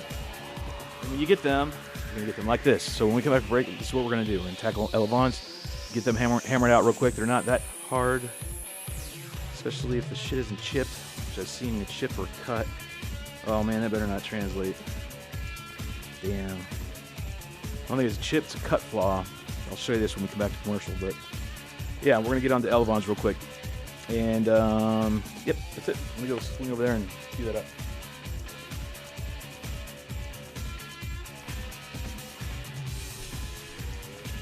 All right, there we go. I'm sure everybody can still hear me.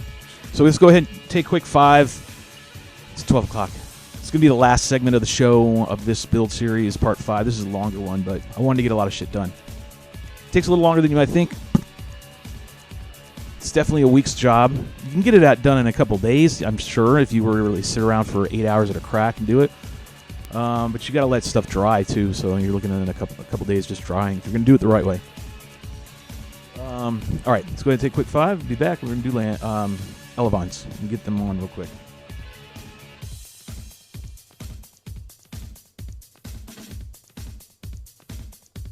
There we go. Now I found it. Back in 5.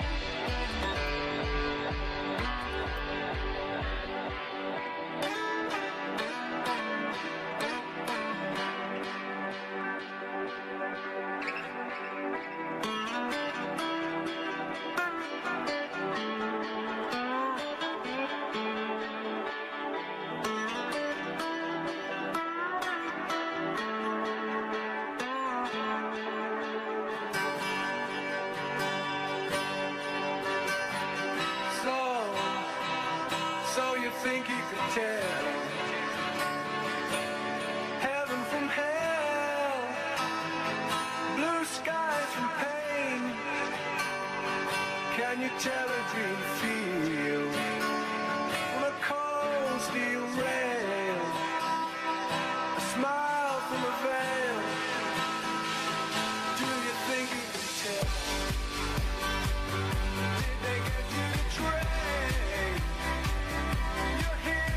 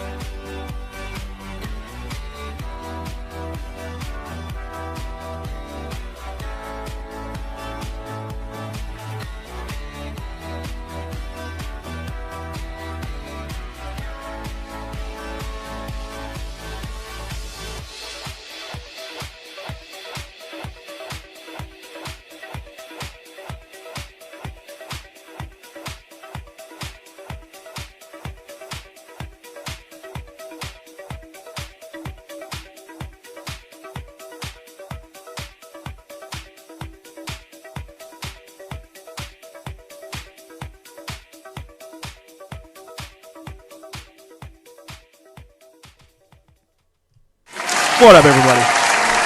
Punctual. Phrase of the day. Shelby punctual. Anyways, I don't have my phone, so I'm naked without it. I want to do my buttons, but I can't. Insert laughter. Let's see, where are we at right now? We are currently finishing up. Well, we're working on the RiteWing Vollocity 48. Limited edition in that special German drag foam. It's really crazy stuff to really be this deep in it. Really picking and plucking is a little bit different. It's not normal like an EPP foam, so you get used to it. Seats really well. The servos are like really, man, it's much better than the EPP stuff. So I don't have to use a wedge or like a shelf to put in there to sit those down. Usually I cut one and set it down there. It's sit in there if you cut it just right, and it cuts really smooth. It makes great cuts. Then you can just form fit it and drop it right in, snug in. And we'll glue it in at the end once we've turned everything on tomorrow and centered the servos, and then bam. Real quick process. So what I've done, and we'll go over here and switch cameras.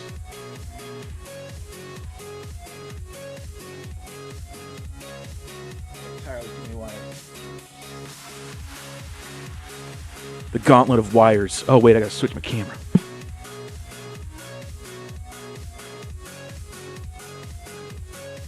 Hey, I've only done this a few times. I should remember by now. All right, there's applause for you all. Yeah.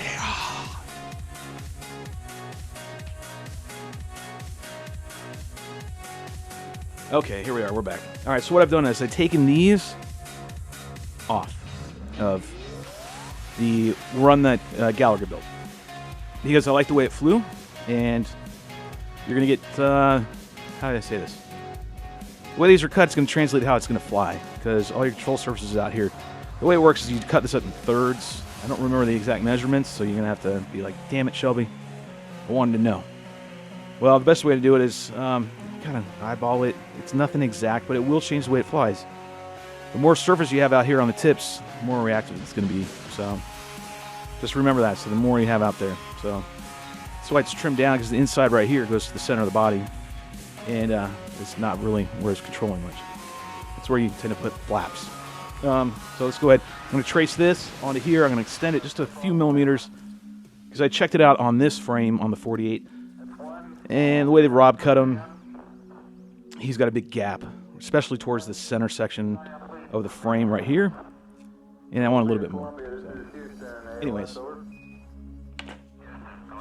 grab this one, I'm gonna eyeball it, go from there. Oh, tools you need for this: pen, sharp razor, and sandpaper. This is definitely where the hand sander. I do have measurements here on the table. I'm gonna add a couple millimeters on this.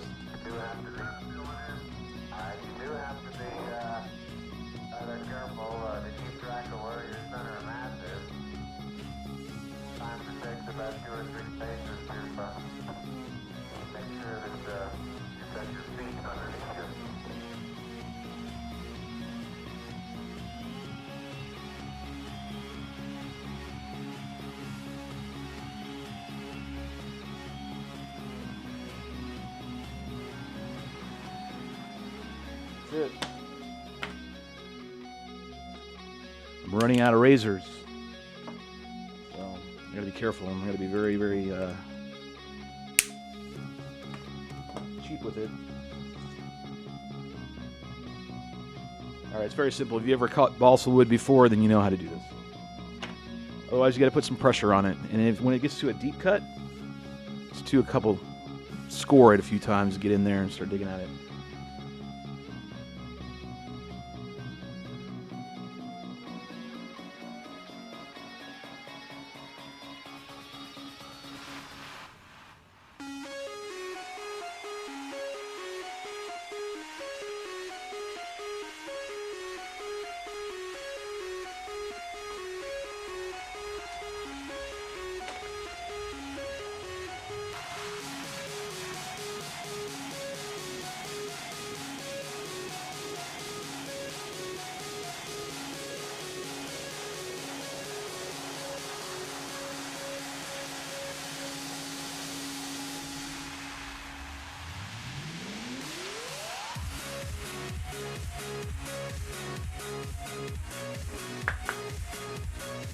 That popping noise is literally my glue.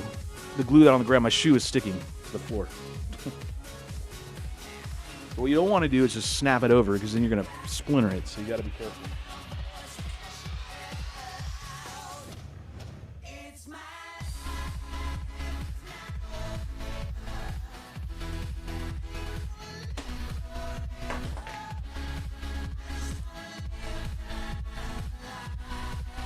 Even just that little bit.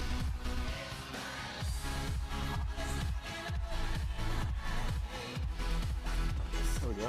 Nice and clean. Shave it down with the sander. Just make it nice and even here in a minute. Once you're done, I gotta make sure I've used this one and all the way on the other one.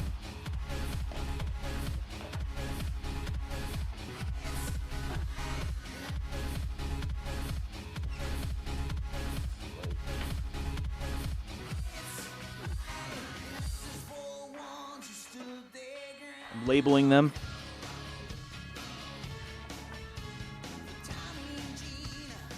Right and left.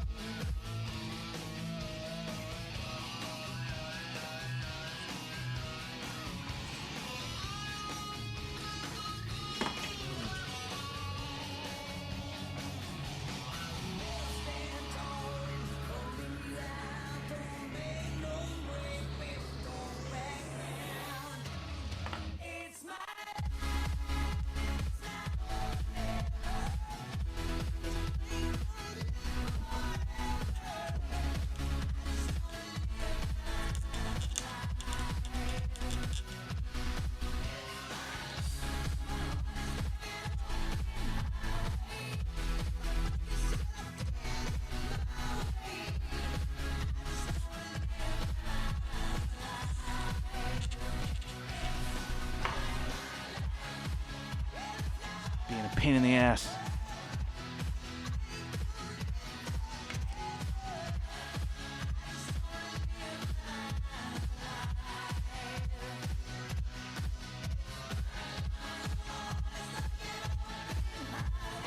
Damn blemish. Crap.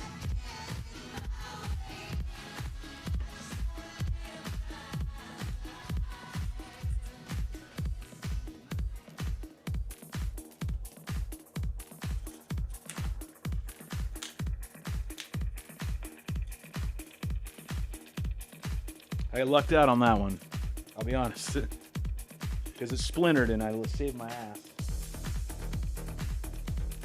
Alright, so, whew, dodged a bullet on that one. Alright, so one elevon's done. I do have a blemish on it, because I got frustrated, so you got to slow down a little bit if you start feeling like you're getting angry, and I dented that right there. And it is way out on the tip. I don't like that. So I'll fill it in with something. Cross that bridge a little bit. Those aside. Repeat the process.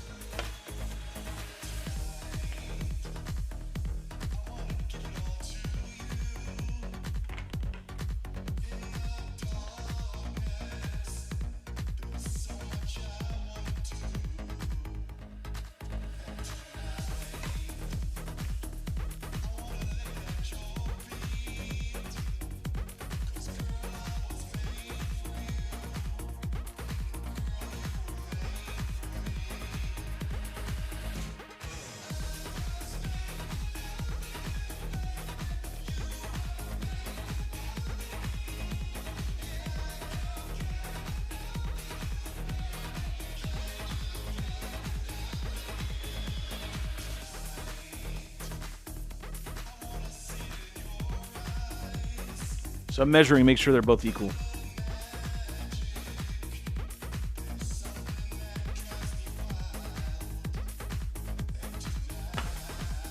Remember, I added a little bit.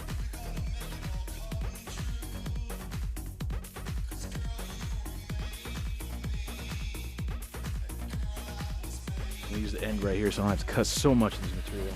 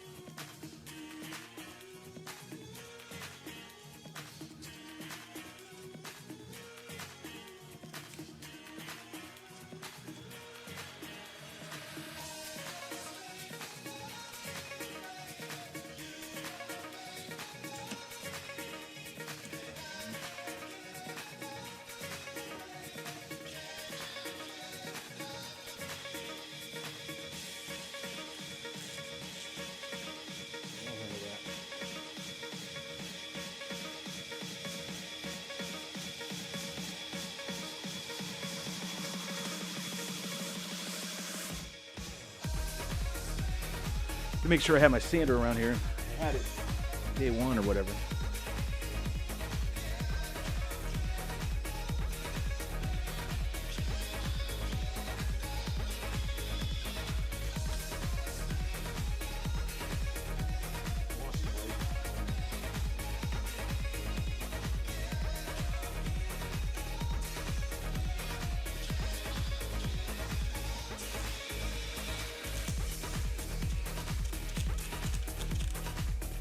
Both sides down.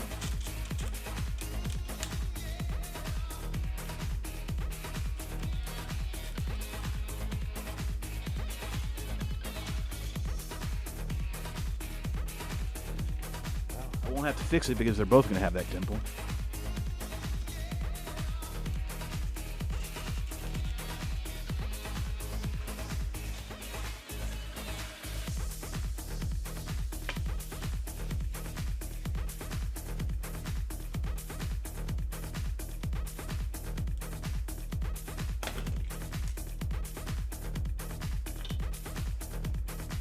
Well, that's okay. It's on the inner, so I'm all right. Done. Got them labeled left and right. Pretty close. I knew this one was going to be longer. That should be left, which it is. Just a tad bit longer, and I just shade it down a little bit. And this is where the sander comes in.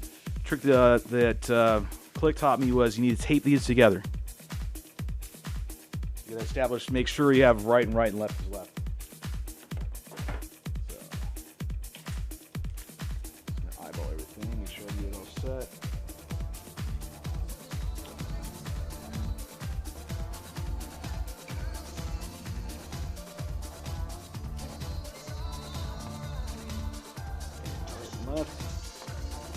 So,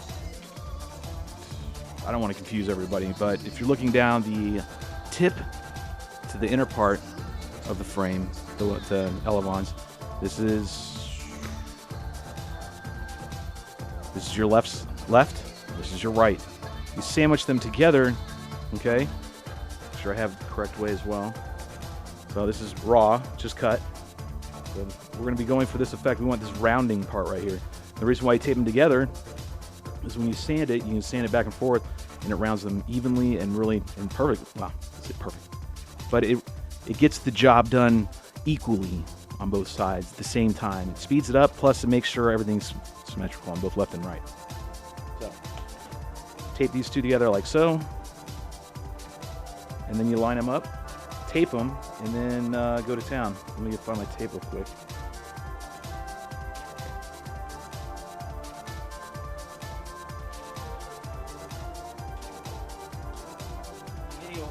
do. Any old tape will do.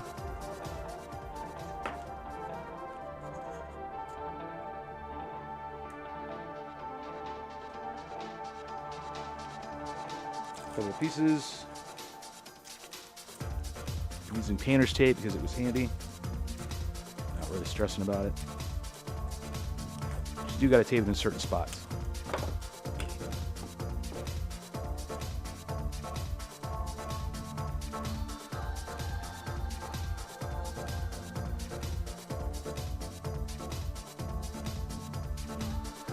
One tape spot is down here at the end. Even though you're going to touch that a little bit here in a minute.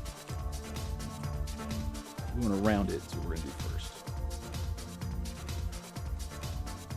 Make sure it's all flush and even and nice up here, because this is where it's originally cut. This is a, I guess you would call it a master cut, or whatever you want to call it. This is the main line you want to use, is this. So make sure all this is flush, seated all nice together, okay?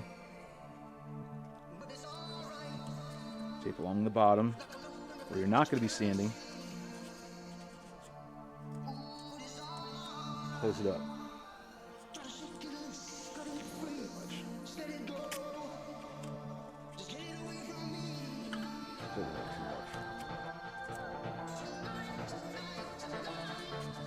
So you just don't want it to move during the process of sanding is the whole idea. You go down here on the end. Don't want to hit that yet, because I actually want to shave that down and then we're going to tape it. So if you notice, tape down below. You got to monitor this section right here. You got to be really mindful what you're doing. I'm going to jack it up.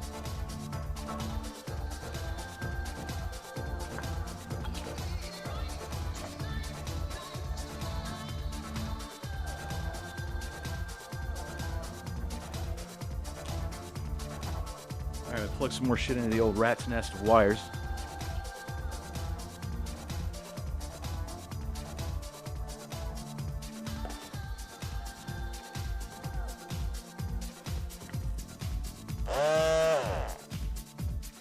It's gonna sound amazing.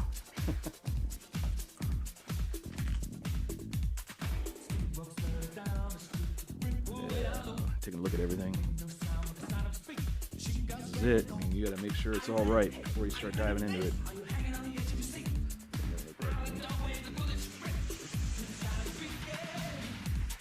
Let me check something.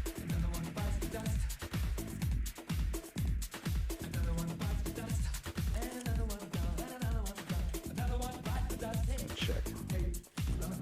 Bear with me. See if we go that way. It's not gonna make a difference. Nope. That's the way it was.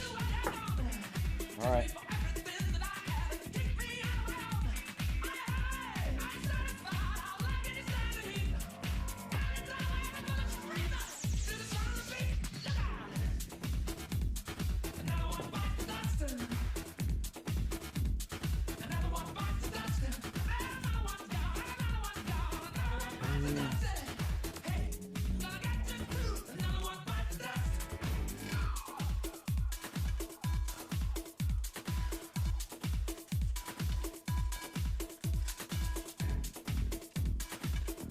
It is what it is now.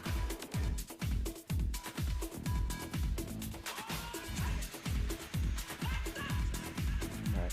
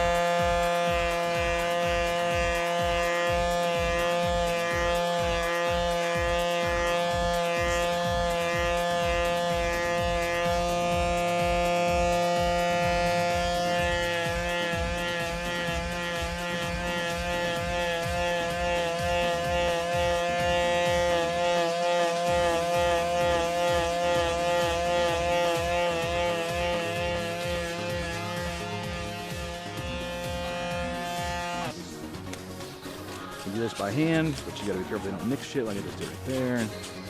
I actually have a sanding brick that I use. I'll show you what I use. Hold on.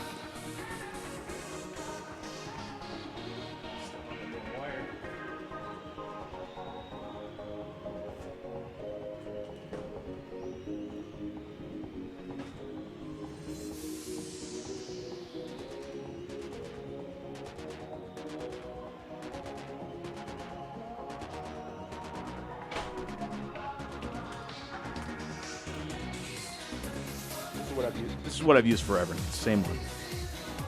Go along in it. I'm used to doing it this way.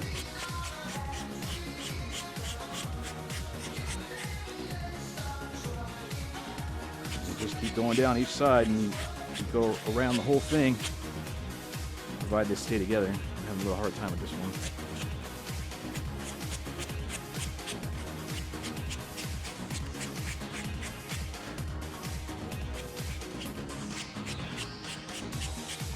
You're right.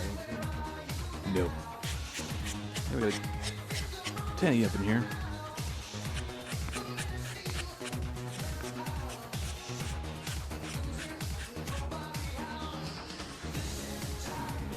Make sure it's staying together right. Keep checking it.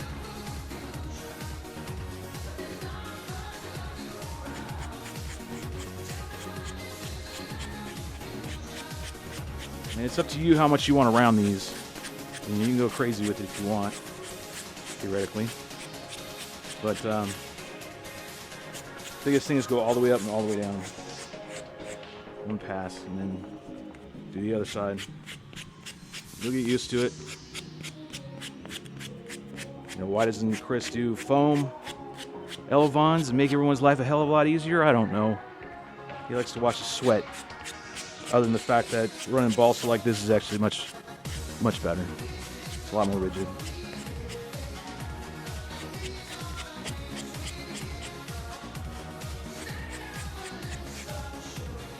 Keep them together.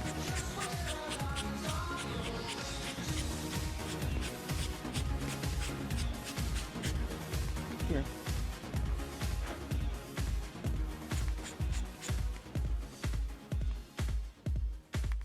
And I'm checking it to make sure and see where it's.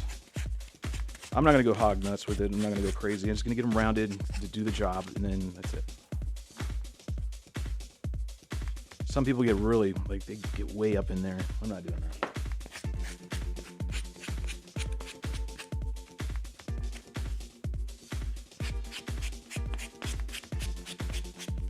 Then once you're done doing this, what you got to do is paint it. So maybe this is where I put the paint on and call it a day. Show you what color I'll put if I've got any left. That spells out what I'm going to paint them. Probably be the only paint I have on it. It's a good idea to paint. I mean, you don't really have to paint these, but 3M90s are going to be a ticket. I mean, definitely put that shit on here. Part right in the middle, but I'm not worried about it. It's kind of a little off right here, but it's towards the center of the frame, and I'm not worried about it too much. So it's taking shape, starting to round and look nice.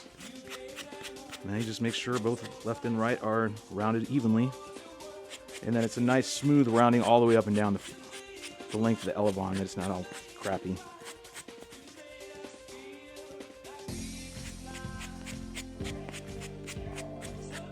And for cruising around, this is about all the rounding that you're probably going to need to do. You won't need to go nuts. You're not racing this thing. Some people say race them, but I'm not. I mean, I might, if they do it CFL, we might have an all velocity 4-8 team. Who knows? Never raced them. Looks good. Check to make sure it's smooth all the way going into the rest of the elevon. There. Hey, fibers. Cool.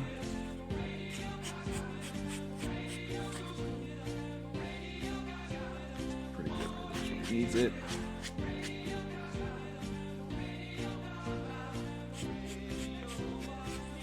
I'm happy with that.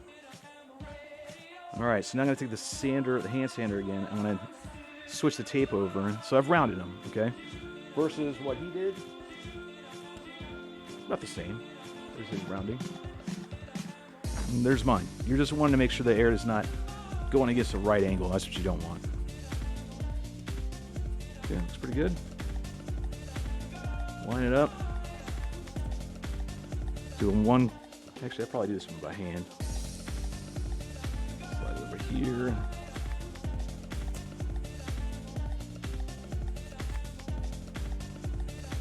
And one more. Right there. Damn it. And I think that's good.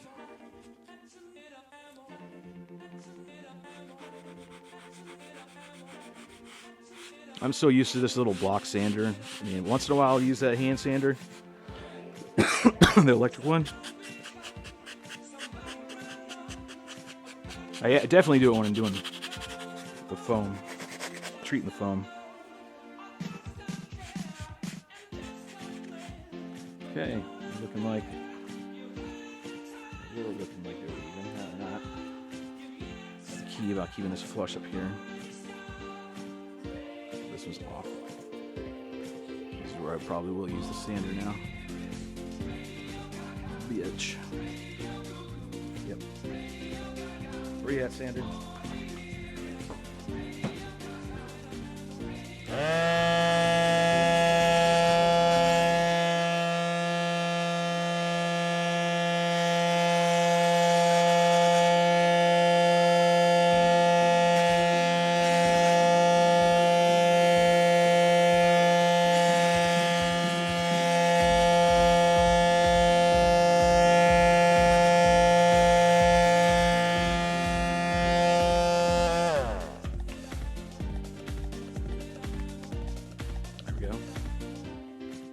Better. A little off still.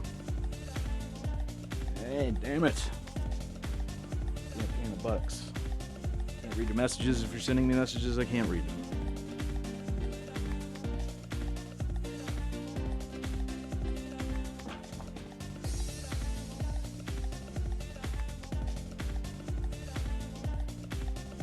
Now I've marked exactly where I want to get this down to, and hoping I can just split it open here and just sand it down where I want it.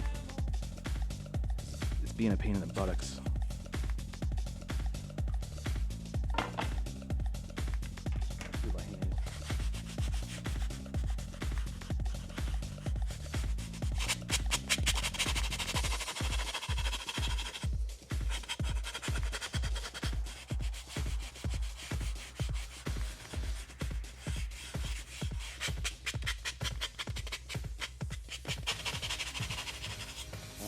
That's good. All right, there you go, and that's your elevons. Next step is to go ahead and paint them up, if you so choose, or 3M 90M, and get ready to apply your laminate. And you definitely need to laminate these. You cannot let them just be bare. They will not last. They will break because it is balsa. But once you strengthen them up with some paint and some 3M 90, they're like stones, man. They're not going to break.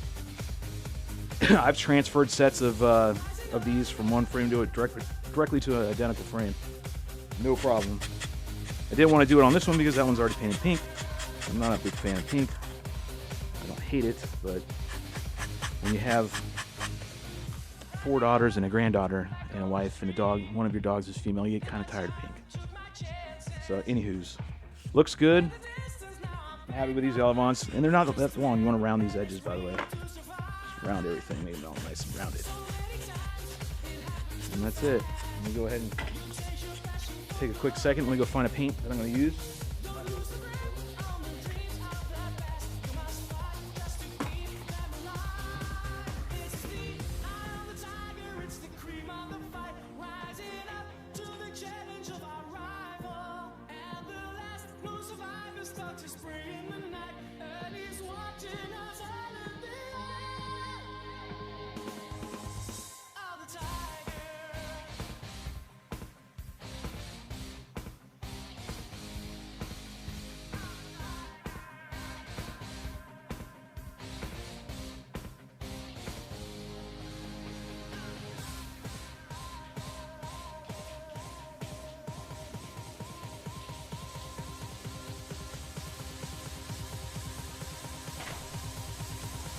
Alrighty. Here we go. So Marty's gonna have my ass. He's gonna have my ass. The shop's a mess. We gotta have it cleaned up before tomorrow. He don't like this place being dirty, I'm telling you. So what I've decided to go with, because this is all I've got left, and I don't like to paint. I got some leftover navy blue. I like this blue. It's a really awesome blue. It's damn near black. I'm not gonna spray it out here. This needs to get warmed up anyways, but it's simple. It's just like anything else. Spray this thing down to the color that you want. I suggest put a little 3M90 on there. It might add a little bit of cloudiness to it, but we'll see. It'll make the lamb stick better. I don't think I'm going to use the 5 mil lamb that I got here, this special. Plus, I don't think I have any more left. So thank God for Jason Veganot, who gave me some 3 mil. 3 mil's fine. Be good to go. Actually, it'll reduce some of the weight down on the tail section of this frame, so I don't have to quite, CG-wise, I won't have to put quite as much weight up front. I mean, it's going to be, talking just a few grams, but that stuff does add up. It is a very heavy laminate. That's it. Simple. Tape them together, figure out what's left and right, go at it, round them when they're taped together, and even them out left and right. That way they're both the same, identical size. Let's side them up on the frame.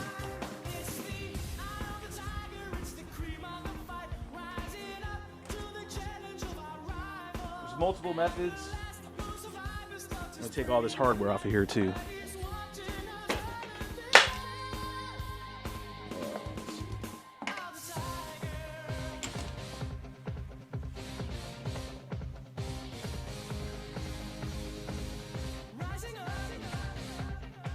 It's a little long right there, and what I'm going to do is see how it's a little long right here. I'm just going to go ahead and cut right there. But it's gapped right here at the end. I don't know if you can see that. Sawdust. Gap right here where the winglet's going to go, because that you don't want to have any. You want to have a little space right there. And then down here, you can chop out wherever you want. So I added a little extra because it just didn't seem like those were fitting properly. Whoa! Use my wingtip. There we go. Do one thing with the wing. So I'll just trim this down a little bit before I paint it. Anyways, so it's going to fit. Left one does. The right one does. Right one. And then the left one. Make sure it's good.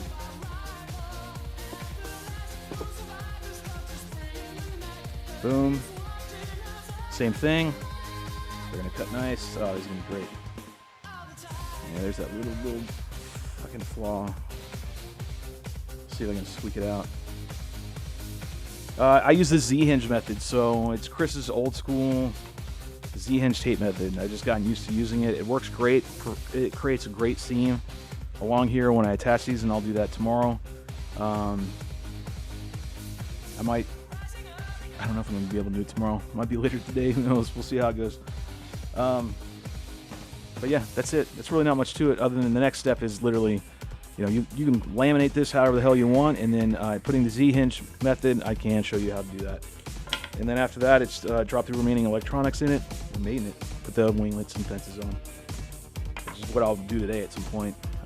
Put all those on. I need to go grab some E6000 though, because I do like using that on the fencing and whatnot that goes on here. And I gotta make sure I find the spots.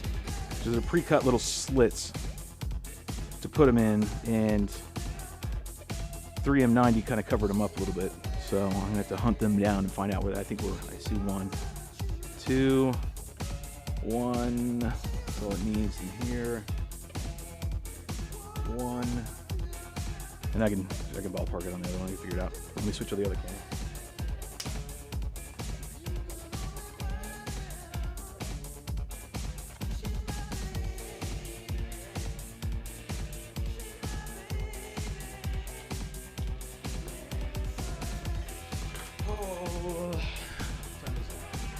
Oh yeah, this is a good time to start fading out because it's been a long one. It's been, hold on, let me grab this.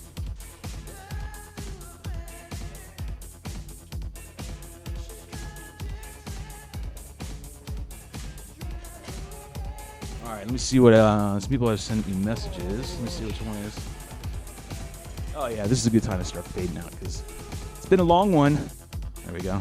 Now we know why that was playing. Dave Hogg shouted out in chat. No one confirmed sound was good for them. Figured shout out as that thing is a one-take deal.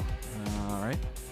Don't know what that means, but anyways, it's been cool. We've been doing a lot today. It's been on for a couple hours, but thanks to all you guys for sticking around.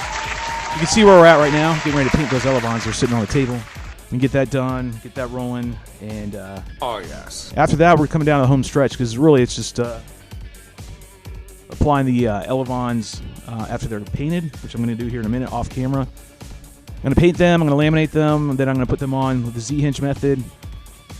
I mean, I can paint it. I could show you how to do it, but let me know in the comments below. I'll show you. It's not that complicated. It is a process. It does take some time in getting used to, but you'll probably end up using it more often than you think in the future if you attempt it at least once and get over the first hurdle of trying it, because it is a little taxing.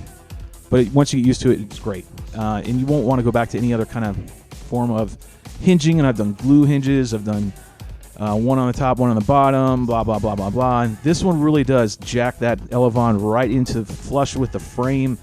Creates a perfect airflow. That nothing is disturbed on the airflow. Keep in perspective, versus the other ones. So, and it's strong as shit. Now, other people have said otherwise. I have never had an issue with it. I've never had my elevons rip off, and I have crashed this shit into the ground and the mountains and everything. Ready to see something with HD, Shelby. I know, Rue, but if it wasn't for frickin' Jorge selling all his shit and he couldn't wait just a few more weeks, I would have bought all this stuff. And stupid Jorge. George buys stuff, uses it for a month, and then he'll sell it again. And he does that routinely with everything. George FPV. England FPV. George England FPV, I think it is. On YouTube. So he sold all his DJI FPV stuff. I don't know why he did that, but he did. Sold 4 air units and the headset for $1,000. And I think it went lower than that. I don't know for sure, but I think it was $1,000. And I was all over it because I want to put HD on this frame, but it's just not going to happen this right now. Once I get the funds, then it will happen. And that'll probably be next month, if not for sure in April. And it's going to look cool. I want to switch over to everything HD on wings. It's needed. We'll see how it goes. How's that? I'll search for good prices when you are ready. Thank you, Rue. I appreciate that very much, my man.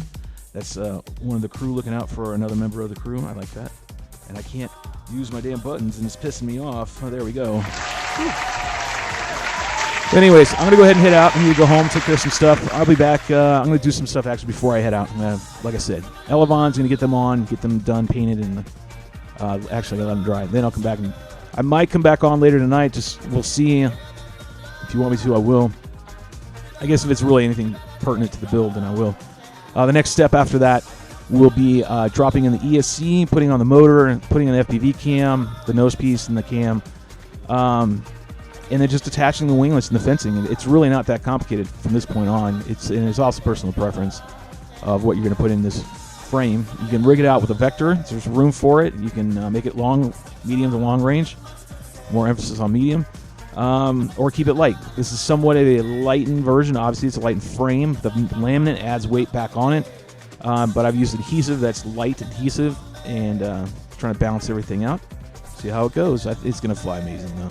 I can see it right now. I'm looking in the image.